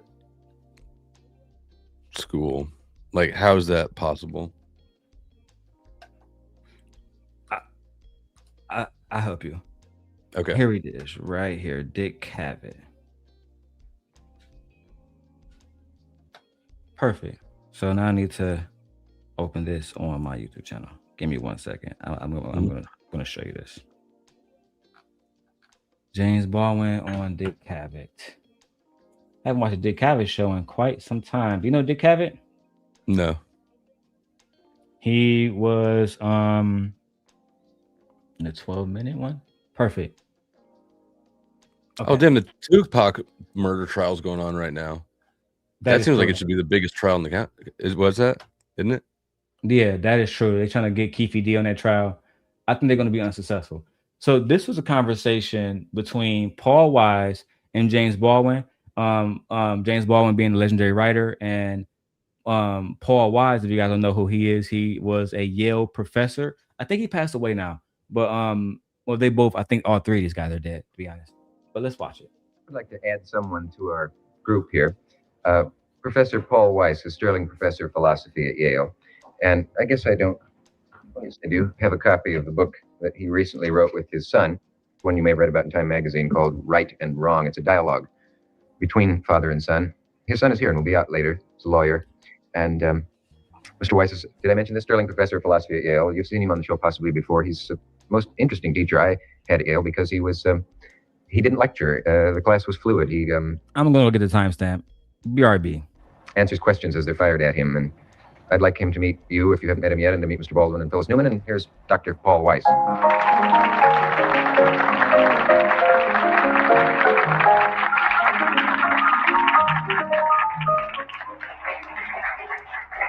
Were you able to listen to the show backstage? A good deal of it, but then I was behind the rostrum. Yes. So I heard only some of it. Did you hear anything that you disagreed with? I disagreed with a great deal of it. I'm one of Mr. Baldwin's admirers. I've written him 10 letters. And of course, it's a good deal I agree with. But I think he's overlooking one very important matter, I think. Each one of us, I think, is terribly alone. He lives his own individual life. There's all kinds of obstacles in the way of religion or color or size or shape or lack of ability. And the problem is to become a man. For each one of us, I think all this talk about poverty, race, prejudice is important, vital, but it's not really at the center. It deals only with the means in the way, or the obstacles in the way of becoming something much more serious and important. That is, to be someone in yourself. To become a man is a difficult job. It takes a lifetime. I don't disagree with that at all. I didn't think you would. But I take that for granted. I really do. That you see, but by taking it for granted, you emphasize always the obstacles in the way, and perhaps you have it in mind. But I think your hearers very often forget that you have another objective in view, the one we both agree upon. Is what I'm talking about. I thought Dick was asking that question before when he asked you, aren't you being more extreme? Isn't there some other end? Is it all hopeless? In one sense, it is not hopeless. In another sense, it is. It's hopeless in the sense that nobody ever attained the state of being a full man. But it's not hopeless in the sense that every one of us has a problem which he can resolve more or less even in himself. These obstacles are terrible, I agree with you, but they're not insuperable if you know what you're looking for. But what I was discussing was not that problem, really. I was discussing the difficulties, the obstacles, the very real danger of death thrown up by the society when a black man attempts to become a man. Yes, there's another important thing with that, and I suppose you do agree. All this emphasis upon black man and white does emphasize something which is here, but it emphasizes or perhaps exaggerates it, and therefore makes us put people together in groups which they ought not to be in. I have more in common with a black scholar than I have with a white man who's against scholarship. And you have more in common with a white author than you have with someone who's against all literature. So why must we always concentrate on color or religion or this? There are other ways of connecting men. I'm not talking about that. I understand I know that. you're not. I understand that. But as we sit here now, by the will of the people, a man named Ronald Reagan governs California. And the terms I'm using, you must understand, are not the terms that I myself might choose. I'm not interested in whether a person is white or black or green or yellow. I'm talking about the force of the state, which at this moment is oppressing black people all over this nation. Not all. The force of the state, which is oppressing every black man in this nation. You write freely, don't you not? Is black getting in your way as being a writer, an author? Yes. It is. Tell us how. I'd like to know how being black gets in the way as an author in the first place. Wait, what year was? Do you know when this was? What, like 60s? I think this was 69. 69. Okay. Just curious. I think that is laughable to say that being black didn't get in his way. I'm gonna press play on this, but because I got a specific point I really want to comment on. But even Michael Jackson, the most talented musician, arguably of all time, was not allowed on MTV simply because he was a black man. This is basic history. Well, he eventually was because he turned into a white woman. No, he was. And it was shown why he was, because after he fired his father, he had a white representative who had a close relationship with the CEO of MTV, and he called him because at that point in time he owned the Beatles and said, "Hey, if you don't put Michael on, we're gonna remove the Beatles. Fuck it. So you got to play ball." And eventually, about 2 months later, they agreed. They made a deal. This is because I grew up in Detroit. I remember, Motown got a whole Motown history about Michael Jackson. So everybody knows this history in Detroit. It was a lot of people would like to credit Michael with that. Like, well, Michael was the one who got black people on MTV. Wrong. It was the his white manager that he fired. Sorry, the white manager that he hired after Joe Jackson was fired from his crew. Every time, like the Jackson 5, you'll never find the Jackson 5 on fucking MTV. Good luck with that. No, now you put me a little bit on the spot. I don't like to discuss myself or my work. Right, let's not talk about you. Let's talk about some other black author or white author. No, let's not do it that way. I'll tell you what I mean. I'll use myself. Let's go to broke. It is the first difficulty then is to, and you will say this is true for everybody, but I am like you, all right? In the first place, I have to deal with the fact that my history is inaccessible to me. That my history in this country begins with the bill of sale. Your individual history? My name is Baldwin. It's an old English name. That. My name is White, and it's been derived from somebody else. Maybe my great ancestor was white-haired or whatever. I don't know. But you have at least the Psalms of David. I don't have them. I don't think I've read them in 10 years. That doesn't matter. Or 20. I couldn't tell you one of them. That doesn't matter. Doesn't it? No, it doesn't. One's got to face this fact. Let us say we're both black, right? We both get here at the same time, right? You come from one tribe, I come from another. You speak one language, I speak another. We cannot talk to each other. We don't know what is happening to us. We're confronting a white man with a Bible and a gun and a cross. And what you have to do, if you're going to live, is accept this stranger, this book you cannot yet read, under the gun. Wait a moment. You asked me a question, I'll do my best to answer it. Yes, but you must give me a chance to say something too. One moment. I really don't. I'm not trying to. Can I do something even more unforgivable because of due to the mechanics? If we don't pause now, we may not be back for a while. So we will, and then we'll be back. Stay with me. They paused it right when he brought the fact that, again, two foreign tribes, if you know, that's if you believe this story, two foreign tribes brought here, none of them can read the Bible. Both of them have a gun and a cross pointed at them. You know the rest, man. Gentlemen, where were we? I was in the middle of the Psalms of David. Yes, right? You can be somehow. But I was trying to make a point. The point is this simply: that one began here with a history, an identity, not only inaccessible, but also systematically and deliberately denied and destroyed. The 104 talks about the breakup of the Negro family, and it occurs to me as a very bitter kind of comment on the people who did their best to break up that family. Now to blame the family for being broken up, and to suggest He wasn't doing that. Before I read. Well, there are no male father images. Another thing that America, even to this day, refused to acknowledge the ramifications of these actions. Actions don't just happen, and they don't like. If you don't believe me, go talk to the people of Hiroshima, Japan, right, or Hiroshima, however you want to pronounce it. Ask them if the bomb that was dropped in the 40s don't have ramifications today, right?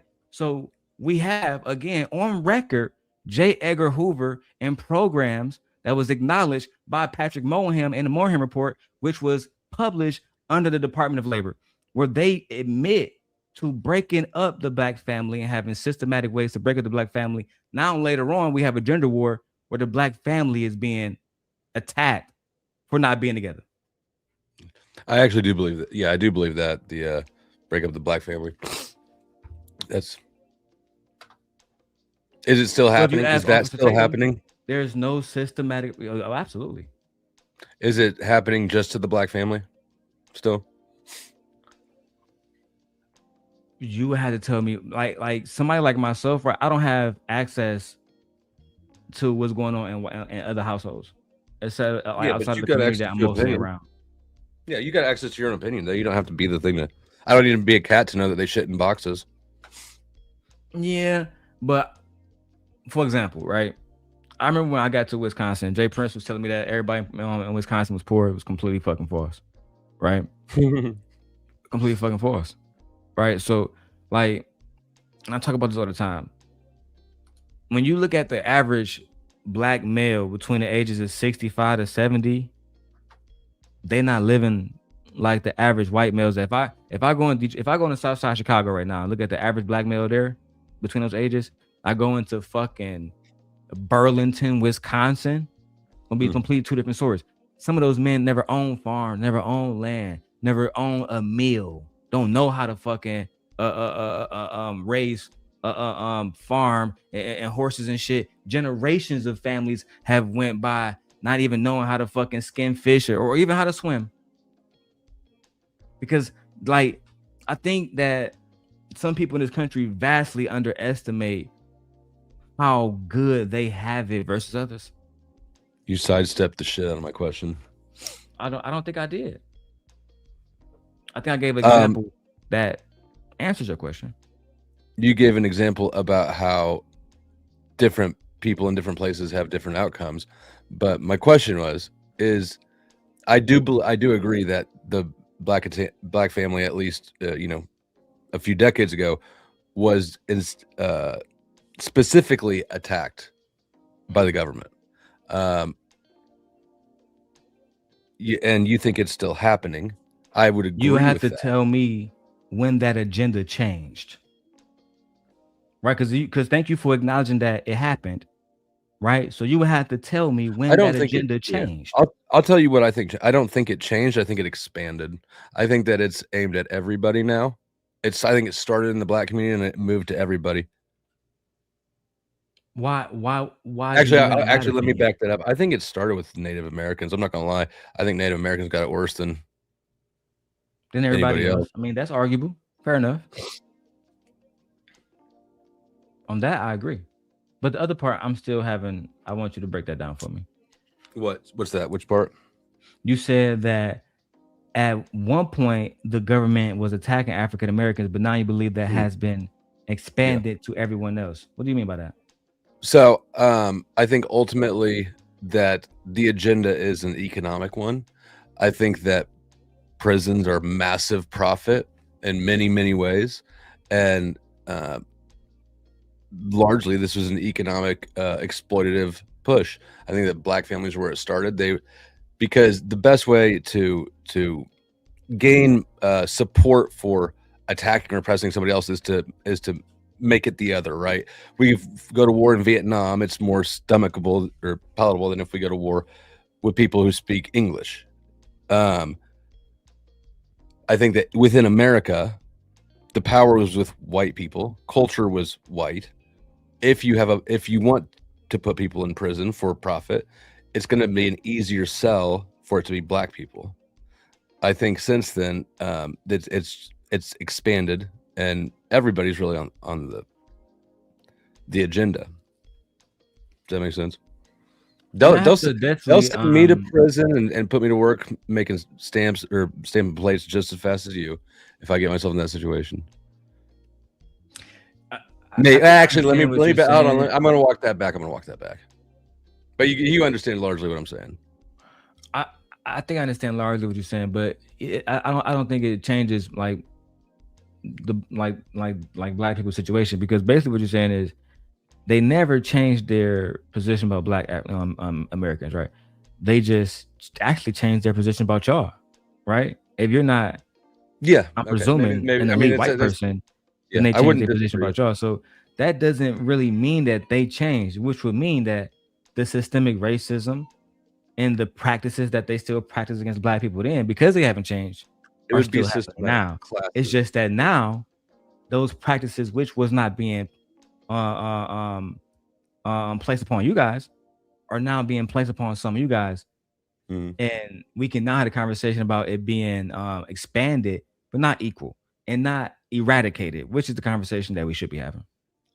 I agree. I think that an issue is that the powers that be, right? We both agree that there are powers that be that attack families and take advantage of people. I think it's classism. I think it's all about money.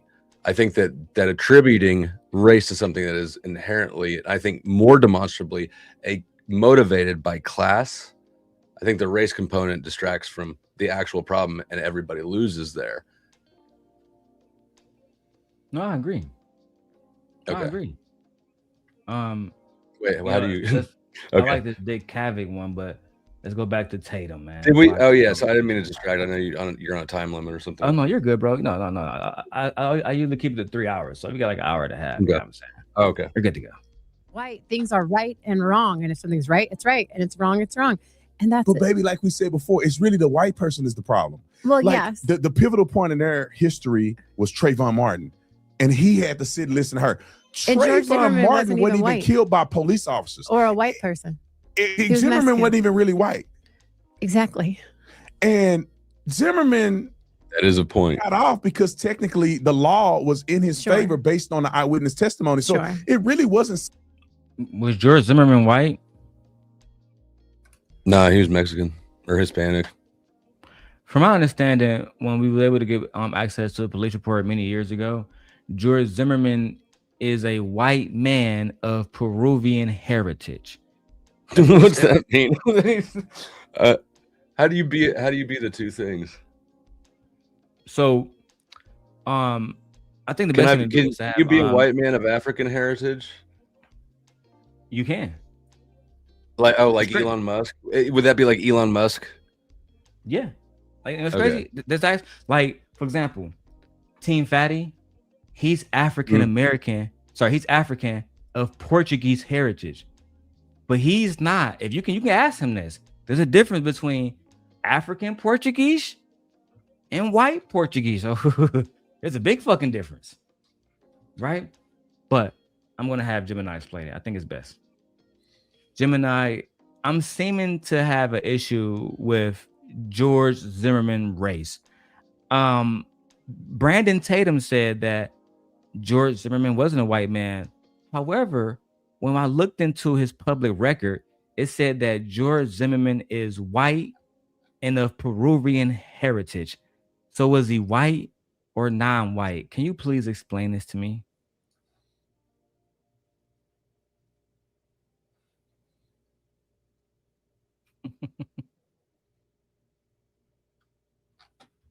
Dun, dun, dun, dun, dun, dun, dun, dun. In the United States demographic system, Hispanic is an ethnicity, not a race, meaning a person can be ethnically Hispanic and racially white. George Zimmerman has a white American father and a Peruvian mother, which is why public and official records categorize him as a white Hispanic. Damn. Commentators like Brandon Tatum emphasize his Hispanic Peruvian background to argue against Damn, describing him Gemini knows strictly you as a too white good. man, while standard government classifications still record his race as white alongside his Hispanic ethnicity. His father is a white American man, but because his mother is a Peruvian woman, we're saying that he's not white. He's both. I mean, I don't know. Yeah. Okay. All right. Let's go. Some crazy injustice that happened. I think it was wrong. I think the guy Zimmerman should have went to prison. Yes. But when you look at the law and you look at the witnesses and what was proven, what wasn't proven, it was really no choice for him to get off. The law says he can stand your ground.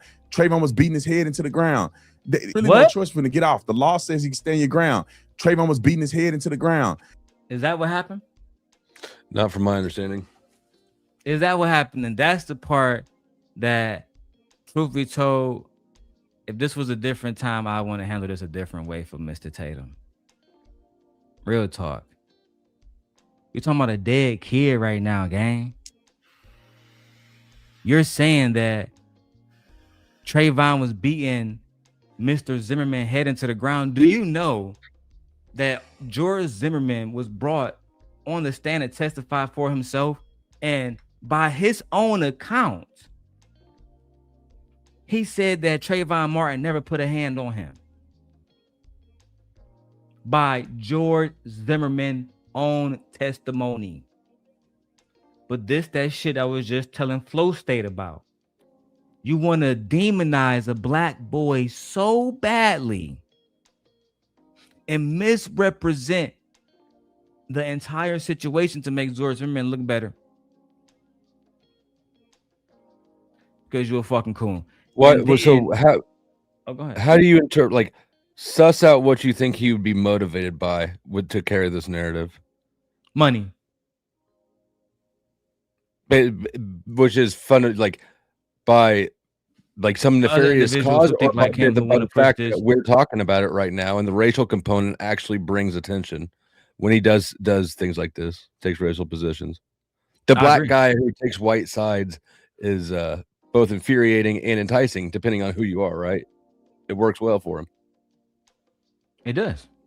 But whether it works well for him or not, you know, it worked for Charlie Kirk for a while. It worked for people until it don't work. For a while. Right? People have karma. Yeah. At the end of the day, what happens if your kid died? Brandon Tatum? Maybe I'll go live and get money like you're doing now and mischaracterize the whole situation. But I think it's worth pointing out that the causal system of him taking that position, because I agree he's motivated by self-interest and money. We're sitting here talking about him. We're contributing to him taking the position that you're pointing out saying is unjust. We gotta take a little accountability and a little intellectual honesty and look and say this is a whole chain. The American obsession with race is what has created the obsession with race to a large extent. We're part of it. We're doing it right now. No, I disagree. What I'm doing is calling out racism in a way to show the hypocrisy, right? I'm not giving him any promotion, right? If people want to make that argument, then I will allow that argument to be made. But the only thing that I'm doing is calling out the facts from the lies, like the lies that I just called out when he said that Trayvon Martin was beating the shit out of George Zimmerman. That's a lie. That's a brutal, malicious lie about a dead child, right? So even if I'm promoting him, if that's what it's going to take to call it the hypocrisy, then so be it.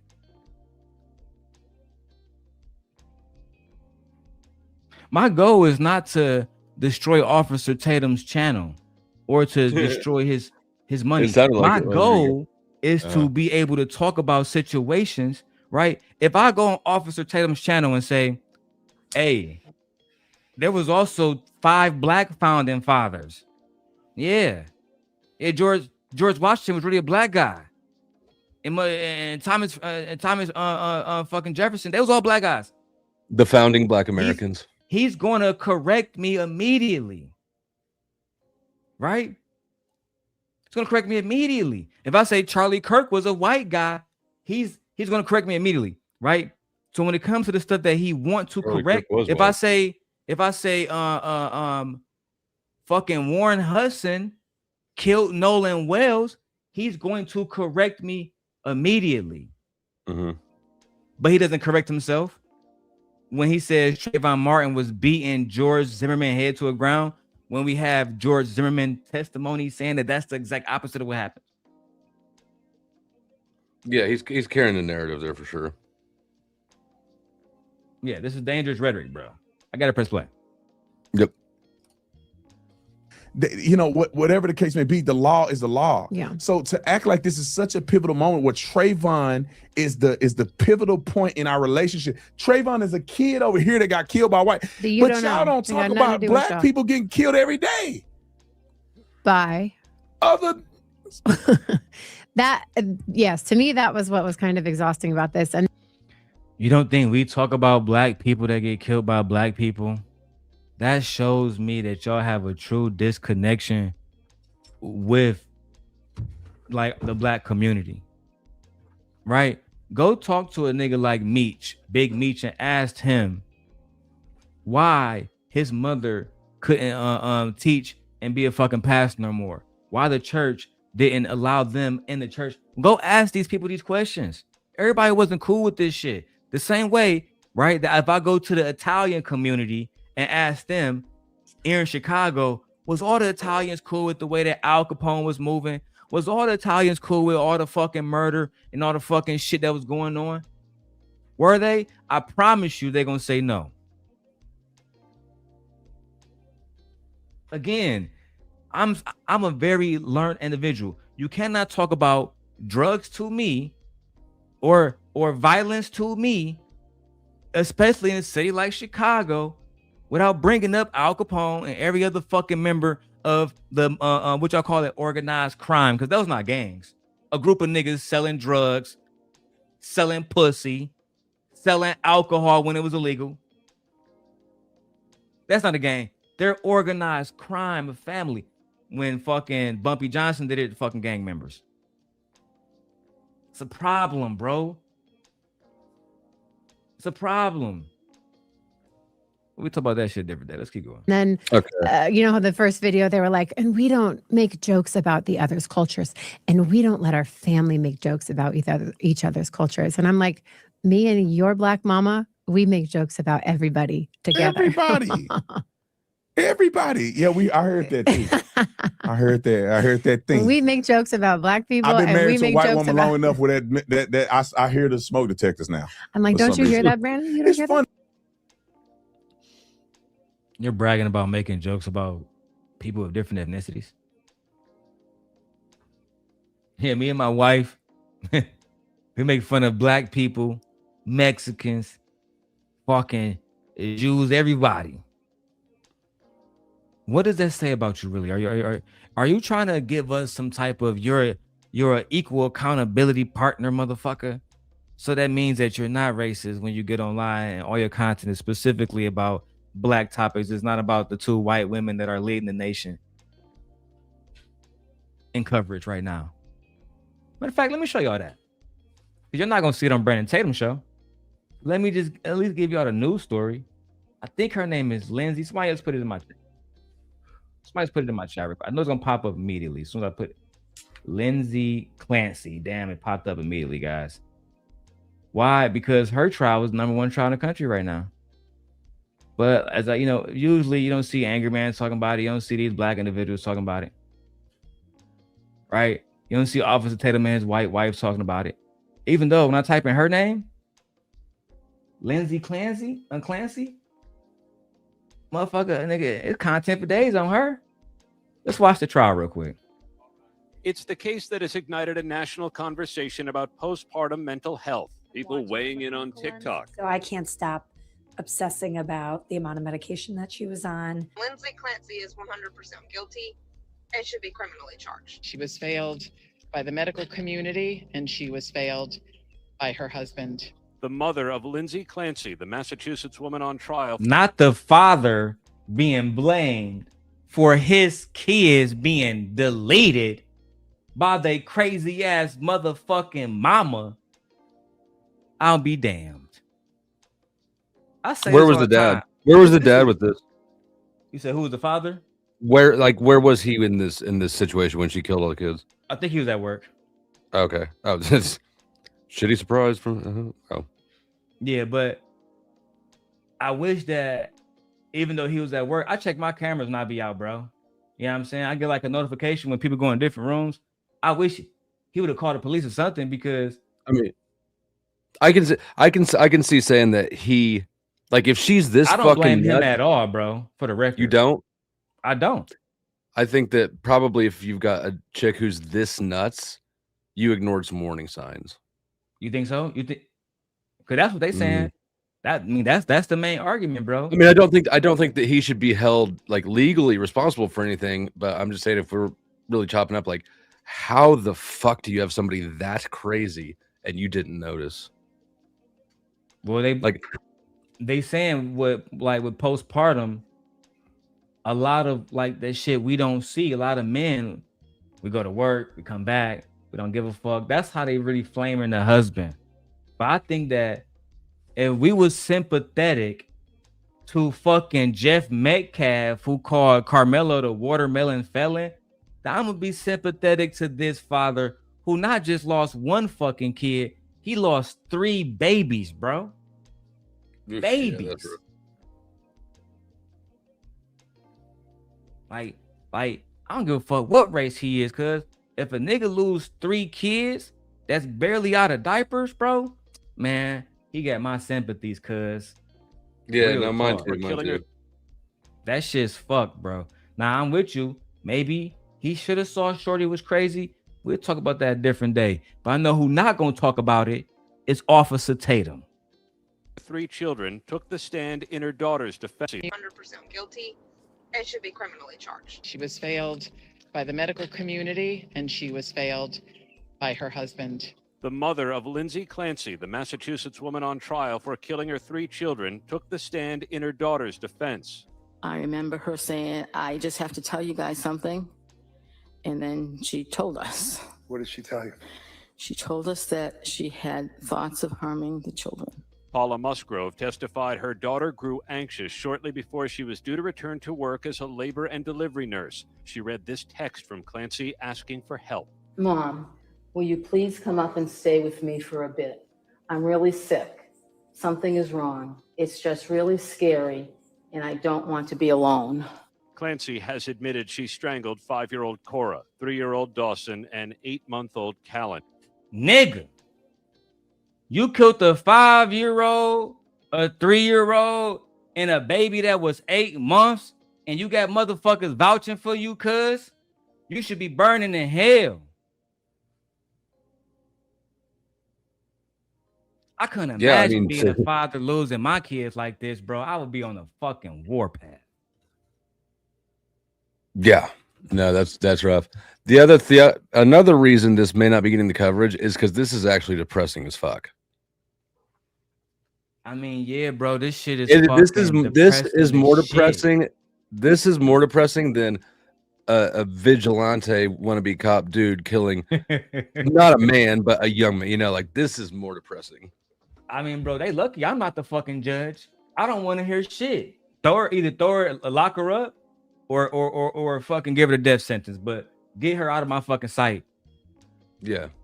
I don't want to be around. Yeah, I mean, claiming that the medical industry is to blame is fucking nuts, bro. I don't got. They're to blame for a lot of things. Bro. Don't get me to get it wrong. I don't have any love for that, but I don't know if you've been following the case, bro, because they live. The case is literally right now happening in Chicago. Look, dog.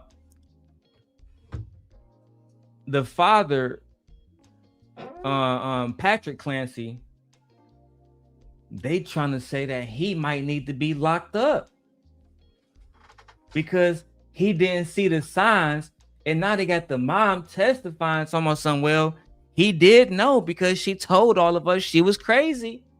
What the fuck? Despite what I said a minute ago, like I do think that. Well, I mean, the mom just read that herself. The mom should have seen and done something too, right? You could maybe the mom should be locked up too. Fuck it. But no, I don't think like I don't believe in locking people up for shit that somebody else did. I don't believe in locking mom or husband up for what this woman did. I don't believe in locking parents up because their kids stole a gun and did something with it. I think that you can't be responsible for what you can't control, and the husband couldn't control her. Like while he's not there. Yeah, DJ Truth. Yeah, bro. They trying to make excuses for her and throw it on the man.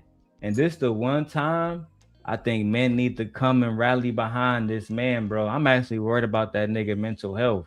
High key. Bro, I guarantee it's shot. Like, yeah, I don't. It's not enough blunts I can smoke to get my 8-month baby back. And to think about somebody choking my 8-month baby, bro. That just triggered me for him. I don't even want to watch the rest of this shit. I'm gonna show y'all anyway. In January 2020. I agree also with Malawian Nala down there. If you can tell somebody you're fucked up, then you're in enough control that she could have helped her fucking self. She reached out to somebody. She was able to recognize it, articulate it. And at that point, if that person doesn't respond the way, but you recognize this about yourself, you need to go drive yourself off a bridge or something. Like just whatever she was doing, these kids didn't deserve none of that shit she did. If I would have preferred, real talk, flow state, if she had just woke up and just drove and never fucking came back. Yeah, that's right. What I'm saying. Call the police to say, I'm not stable, gang, and get the fuck on. Let me keep going, bro.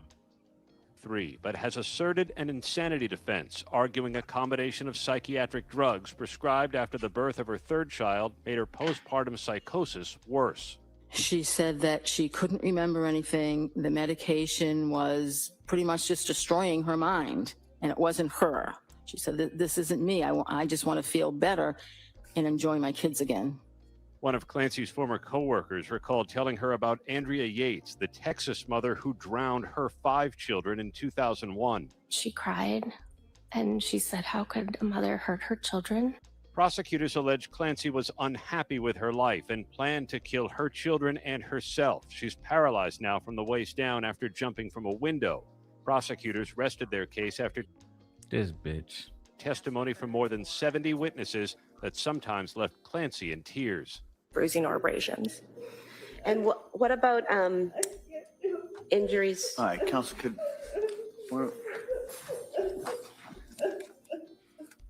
How you in court crying, telling some you can't do this when you just took out your own kids, gang? Let me finish this Tatum shit up, man. I'm gonna get triggered and go off. I already This is what I'm saying. This is why nobody's covering this shit. Let's get back to the race baiting. That's better. Fine. Let me tell you that. How exhausting, and this could just be, everyone's different, that's fine. But how exhausting to be in like a relationship where you can't joke about each other's cultures. Like if I was married to an Indian or a Mexican, like, you know what I mean? My sister-in-law's Mexican and we make jokes about each other's cultures. Like this. You know why you're not making those jokes now? Why you can't make an example of those jokes? Because you don't want to get your fucking husband canceled. That's why. And you don't want to have a fucking million clips on World Star and Spiritual World and every other fucking network on fucking Instagram clipping you. You don't want that. That's why you say you make those jokes. Always be crazy. Like I used to tell Fatty when he was like, "Oh, yeah, it was just a joke." Okay, if it was just a joke, repeat the joke then. Make us laugh. Make me laugh. I don't think are people still getting canceled for racial insensitivity. I think racism is basically acceptable now. Look at Myron Gaines. That motherfucker's racist all over the place. He's huge podcast. But he has an audience that's predominantly white. I'll give you a good example. Brian McKnight, right? Brian McKnight was one of black people's fucking pillars of R&B. And then he got with a white woman, named his new kid Brian McKnight. And the black people turn their back on him to the point where he can't even fucking sell a fucking show now. And because his audience, because his music was predominantly R&B, which is, you know, at that point was very, very, very black. Most of his audience was black women, not even black men. So once he lost that audience, he was fucked. I mean, like super fucked. Yeah. But I agree. Myron and Fresh, they still got like 8 white women and black women around them every day. Those guys are gonna be fine. I'm saying Anton Daniels, I'll talk about it. I had Tommy here the other day. Tommy wanted me to come in his show. I probably won't make it this week because it's tonight, but I might go next Tuesday. But Tommy has black women around him to this day. You know what I'm saying? So I think that you can carry out racist propaganda. Like I've never really had a lot of good things to say about white women. However, white women still like me. It's a real paradox. It's hard to even explain, to be honest, in a logical way. It really is, bro. I don't know how to explain it. It doesn't need to be logical. I get it. I've experienced similar things. Some things aren't logical. Unfortunately. Like living in a Fabergé egg, you know what I mean? Like living in just being so fragile where nothing is funny. But then I don't think they played it yet. We're gonna play it. Let's go. Don't get to the joke part soon because they're about to play it right now. The joke hypocrisy part. That's my 4th segment. I have all this scripted. But let me say this: if I have a white woman, I'm not gonna be like, "Yeah, coleslaw, bitch." It's potato salad. Get that shit. Yeah. You potato salad, pumpkin spice drinking bitch. So, like, I wouldn't find that funny if I loved a fucking white woman and I'm making jokes like that. I would find that to be degrading to her. I don't know. I love white women and I find it funny. Yeah, but let's say if you was dating a black woman, would you be like, you fucking fried chicken eating bitch? No, but I probably asked to touch her hair a lot. Yeah, but that's more some woman shit because there's women of all races who don't like that shit. If I'm being perfectly frank, right? Yeah. But she's saying making jokes about their culture and race. That's something different. You know, I think that a Spanish woman in Chicago and touch her hair. That's an instant ass whooping. I think that if you're with somebody.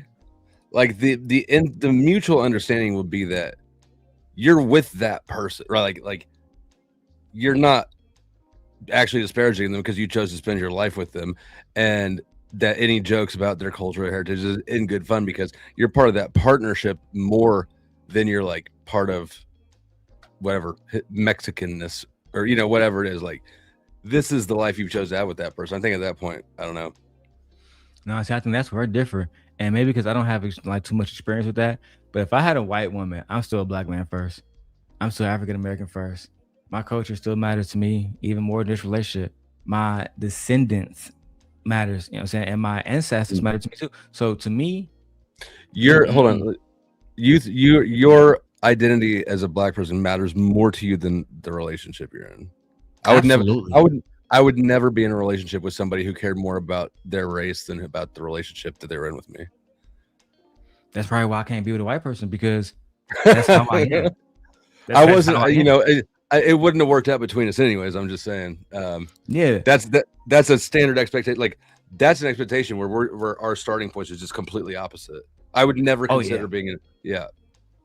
Oh yeah, bro. Like I always tell people when I came to YouTube, I was pushing black superiority. One could have said I was a racist, but the thing about it is I was a realist, and I still feel like I am a realist, and I'm a friendly, mostly logical guy when I want to be.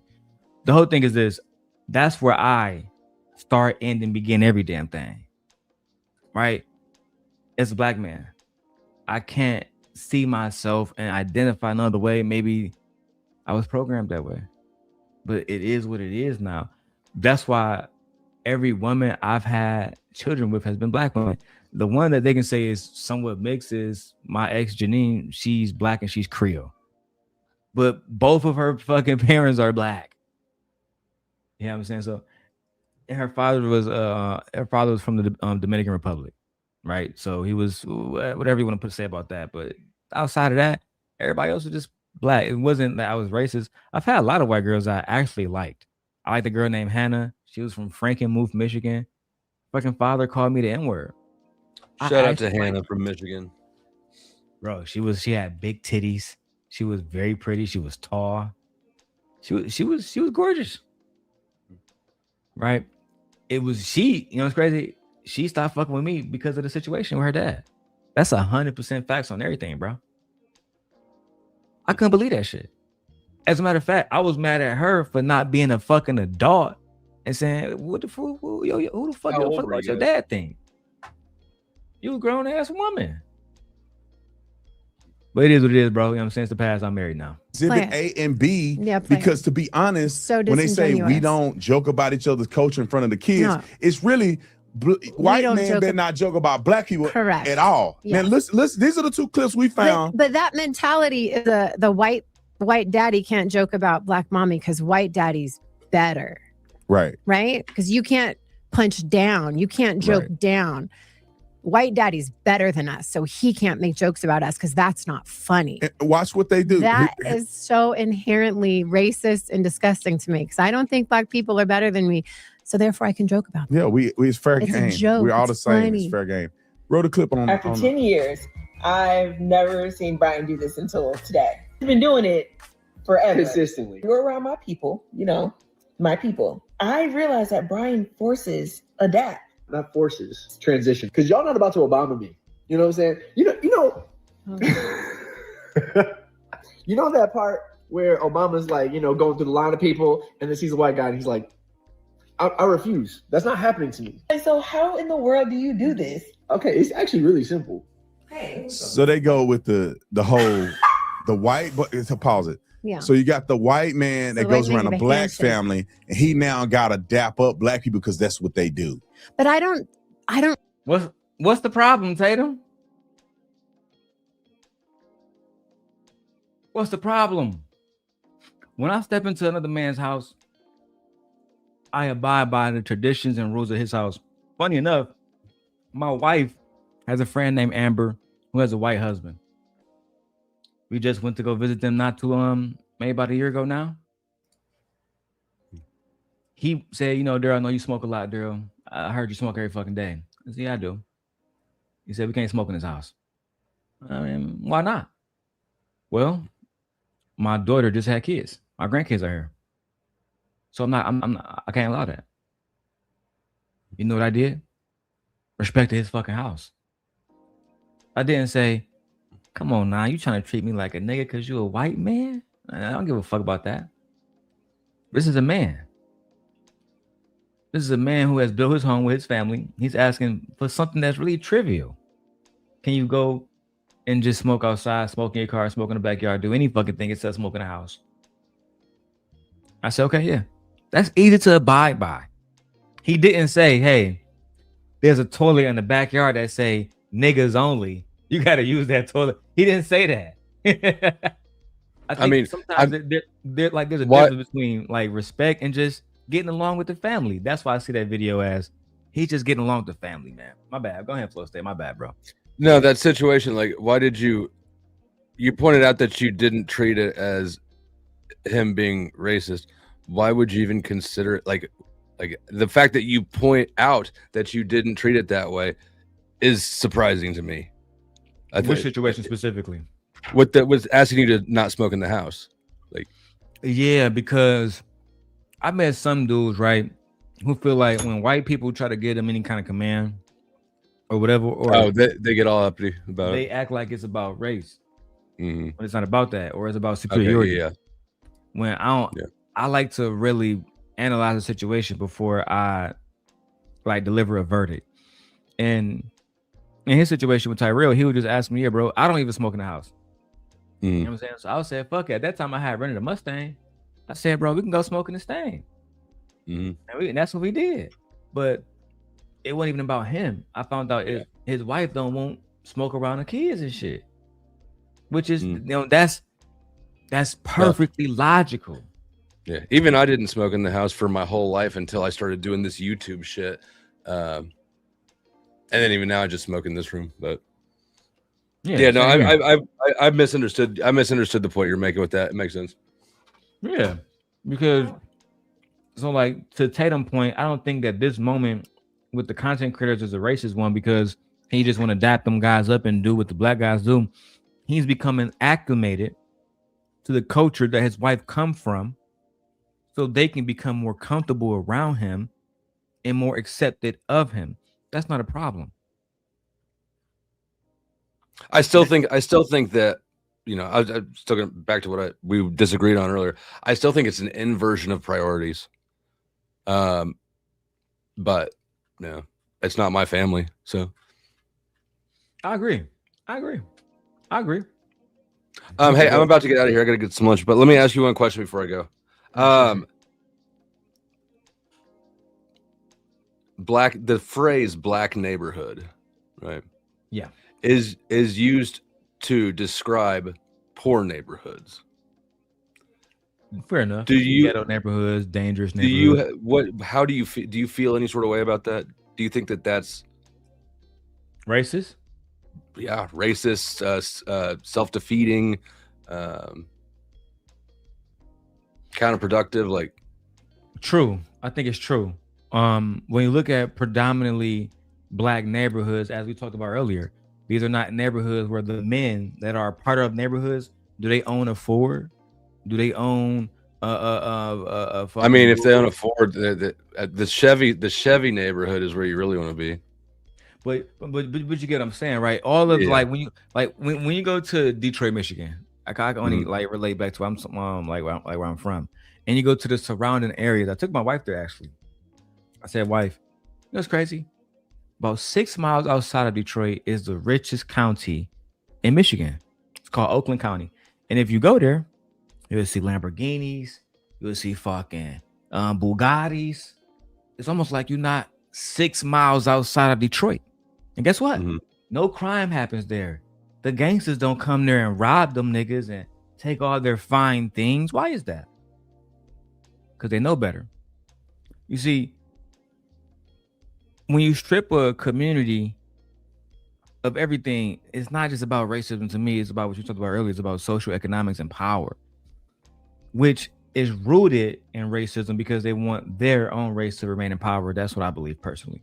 At the end of the day, though, when you talk about poor black cities, the difference between a poor black city and a poor white city is that poor white man, more than likely, like for example, Charlie Kirk grew up in Wheeling, Illinois. That's considered a poor white city, right? when you compare it to a city like Northbrook, Illinois, or Wilmette, Illinois, where there's fucking billionaires. However, when you look at Willen High School, where Charlie Kirk went to high school at, and you look at, I don't know, any fucking school on the south side of Chicago, you'll see the differences between poor whites, poor blacks. And then you can look at the community resources in those same neighborhoods. I think those are the defining differences. And before you go, I'll end it here to give you a real life example. Yeah. Everybody know I went to Central Michigan, lived in Mount Pleasant, Michigan for years. My brother, when he got out of jail, he was trying to become a fucking truck driver. They was charging this motherfucker like $2,000 in Detroit. Couldn't find nobody to do it. He didn't have the money, right? I said, bro, come live with me in Mount Pleasant for a while. You know what I'm saying? Get this shit off your mind. He found a program in Mount Pleasant that allows you to get your trucking license for fucking free. Ever since that day, he's a fucking truck. He's a truck driver. That's why his channel is called the Trading Trucker. At the end of the day, when I found out that there was individuals that was graduating, I think they was doing like 50 people per class. It was like every 3 months, and they was graduating people that was going in and making $100,000 with no investment, zero, just showing up. Whereas in other states, other parts like where I'm from, Detroit, it was no motherfuckers that was doing that. So to me, that seems like one of those resource differences based on communities. That's how I looked at it. Fair enough. I personally think that if you want to point at anything as white supremacy in this country, it would be the that phenomenon like that, right? The fact that there is no such thing as a white neighborhood, as a black neighborhood. It's actually illegal, that sort of housing segregation. And the fact that we look at refer to these things as racial things when really we're talking about primarily poverty versus not poverty. I think that is racism or white supremacy, and I think it's internalized, ironically, primarily and most strongly amongst black communities. I don't know. I was just wondering your thoughts on that. I'm gonna ask you one question to go to, and yeah, I know you got to go at it. So, why do you think that America never voted for a black president until Barack Obama?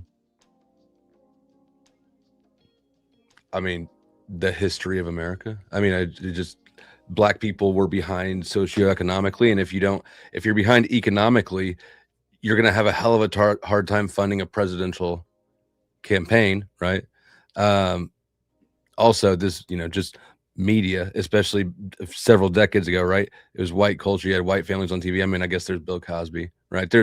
But it was culture. I mean, I don't know that there's a single answer racial to that element to why we didn't have black presidents outside of economics. I think that it would not sell. Yeah, I think that it wouldn't sell as well to the general public. Is that because of the economics or racism? I think that the economics is what would prevent them from getting into a position where they're in the first place. But I think that the reason it would not sell as well is racial prejudice. Do you think a black person in 1932 would have won Mississippi if they were financially straight? No. Why not? Because of racism. Let's say if a black person was financially straight, would they be able to go up against a white counterpart? Today? When we had our first president up until Barack Obama. No. That's the point, my brother. The financial thing is more but when are we now? We're now. We are now. Now we have Donald Trump. I think today they would. In fact, I've never seen anybody who had more popular support. I mean, Barack Obama's a rock star. Only president I've ever seen. He's campaigning, not even president his first term yet. And there's people running around with T-shirts of his face on it, like he's Tupac or something. We just saw people vote in President Trump, who promised not to go to war, promised to bring down groceries, promised to bring down gas, promised not to have our troops dying, all of which he has failed on simply because they didn't want a black woman in office. That's just the facts. I mean, that's not the facts. Kamala, that's not the facts right there. There's a lot of shit to hate about Kamala besides her race or her sex. Maybe I should invite you for it, and we can do a debate on that. I would love to debate you. Okay. I mean, I will debate that. That would actually be interesting. I'm setting up a lot more debates lately. I've been seeing some of them. I'll be out the way. I'll be seeing you over there doing your thing. Sometimes you be with the Untouchables, and you be with some other people too. Sometimes. I just got back from I did some debates at Debaticon, the event before it in Dallas recently, and then looks like on the 11th I'll probably be in Nashville debating, hopefully debating Enrique Tarrio, the president of the Proud Boys, the Puerto Rican guy. Yeah. So it's about 80% sure it's locked. It's not all the way locked in yet, but I'm hoping to about. And the topic would be whether, because I'm sure we both think that January 6th was a honeypot, but I think Trump was in on it and lured people, and he is a pro-Trump person. So, but yeah, anyways, if you want to do a debate sometime, let's do it. We can set it up. All right, man. Get in contact with me and I'll be in touch with you too. Thank you for having me. I appreciate you, man. That was a good conversation, guys. Let's go ahead and wrap up Officer Tatum's wife, though. Let's go. Really know that's, to me, that's not like a bad thing. It's like you just get in where you fit in. Right. Like if that's what they do, this is what we do here. But the whole conversation that even had about that is if your people are different than my people and you got to dap it up when you come over our house. But they don't have no videos of her going to the white side of the family. I have not seen no white people in none of their videos. Nobody from his family. Let's go to the other one where. That's probably because his family secretly are racist. His family probably smile in her face and play behind her back. That's probably exactly what's going on. But I mean, that's just my educated guess. She's making fun of him being white, him running through the snow. But they don't make jokes about each other's cultures. Right. Roll it. There's some things you just can't change about people. You're crazy. You crazy. You can't take it out of them fully. It's in them. It's in them. But you will never see him in a video saying that about her. Not changing the smoke. Not changing the smoke detector. It's in him. This is beta male. Oh, now he's a beta male. Beta. I'm gonna play Kevin Samuels. God damn it! You can't make this shit up. God forbid a man try to love on his wife. God forbid a man try to care about his wife. You pussy ass nigga. My wife says, let me go to my wife's comments real quick, guys. Let's go to these comments real quick. Hold on. What we got going on? Even the poorest white man still has whiteness compared to someone being black. Lyndon B. Johnson, I'm going to read this exactly how it is. Lyndon B. Johnson about how racism could be used to keep poor white people from recognizing their shared economic interest with poor black people. If you can convince the lowest white man he's better than the best color man, he won't notice you're picking his pocket. Child. This is the facts. Good job, wife. Shout out to my wife. I think I taught her that. Team patriarchy. Psych, no. Energy. Let me ask you this last question because, which one you think is worse? Do you think the white man married to the black woman with mixed kids are worse than the black man married to the white woman? Why is that even a question? You know how weird that is? Hey, which one is worse? The black man married to the white woman with kids or the black woman married to the white man with kids? Which one was? Which one was? I also don't know. I said that's how niggas down there in the South talk. I said don't know. Thank God my nigga Drip got that. Never mind. Because I was about to say some racist shit. Because I feel like most of y'all niggas in the South stupid. I'm sorry. I honestly believe. What do you mean worse? Worse meaning the worst way they raise their kids. Because I almost feel like that the white man married to the black woman. Well, it depends, right? Because I think if the white man is married to the black woman and the black woman is not engulfed in a black culture. Yes. But I feel like the issue with, and I could be wrong. Oh, so basically she's a white woman like you. If she's a white, because I'm telling you, Officer Tatum is truly a white woman, and his wife must be lesbo. That's how I feel about it. Because she don't want a real man. She want a woman that submit to her in the white culture. Oh yeah, God forbid the white man got a black woman that's engulfed in black culture. Whoo! Whoo! His hand's gonna be full. That's what I don't like about y'all, bro. That's and listen, man, I might just cover the Nancy Clancy or Lindsay Clancy content. It's time to show y'all the real face of the white woman. But I feel like my observation is that mixed kids who've got an issue, you know what I mean, with being mixed, is when they have parents like this, and I could be wrong, it's just an observation, but like mommy is overcompensating, or mommy feels a certain way because she didn't marry a strong black man. She married a white man. So now, you know what I mean? We got to overcompensate for the blackness because we don't want you to think you're too white now.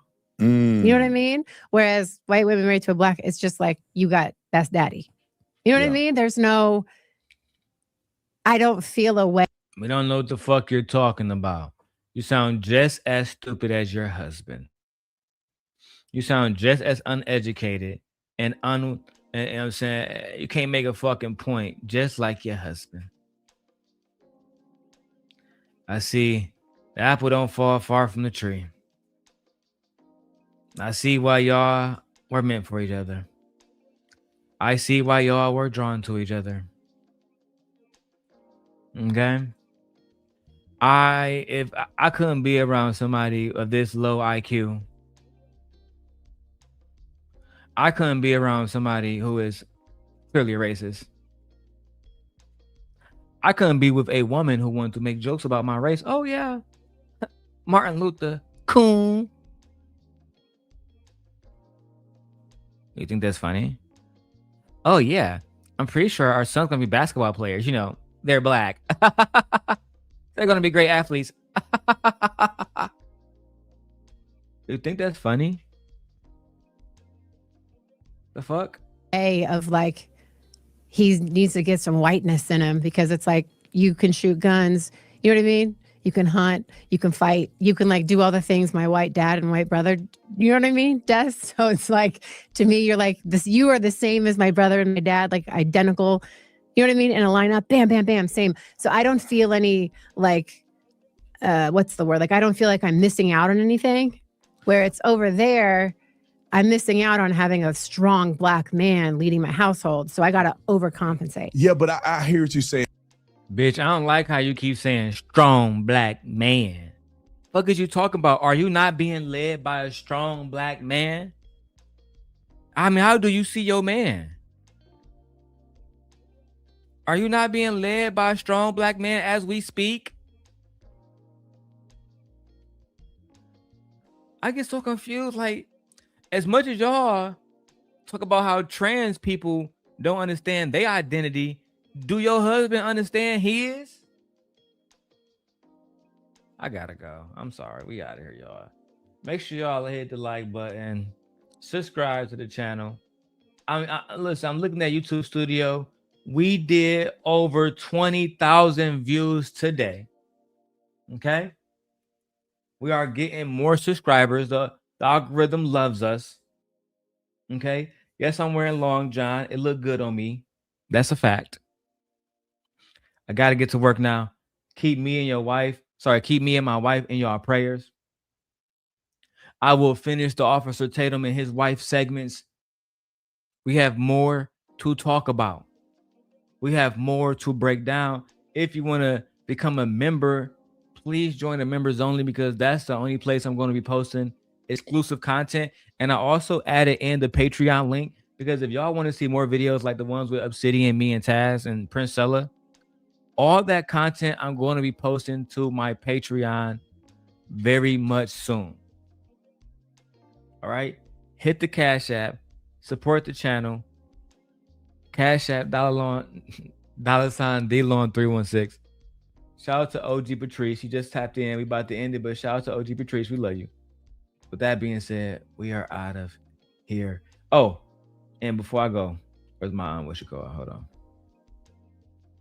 I'm about to post my Green Lantern video on my other channel, and then I'm gonna make a community wall post for y'all so y'all can go check that out. All right. The Green Lantern show is out. It does look fire. All right. This is my Green Lantern shit. The light is on and the truth is coming. Watch my new Green Lantern review now on The Darrel Long Show.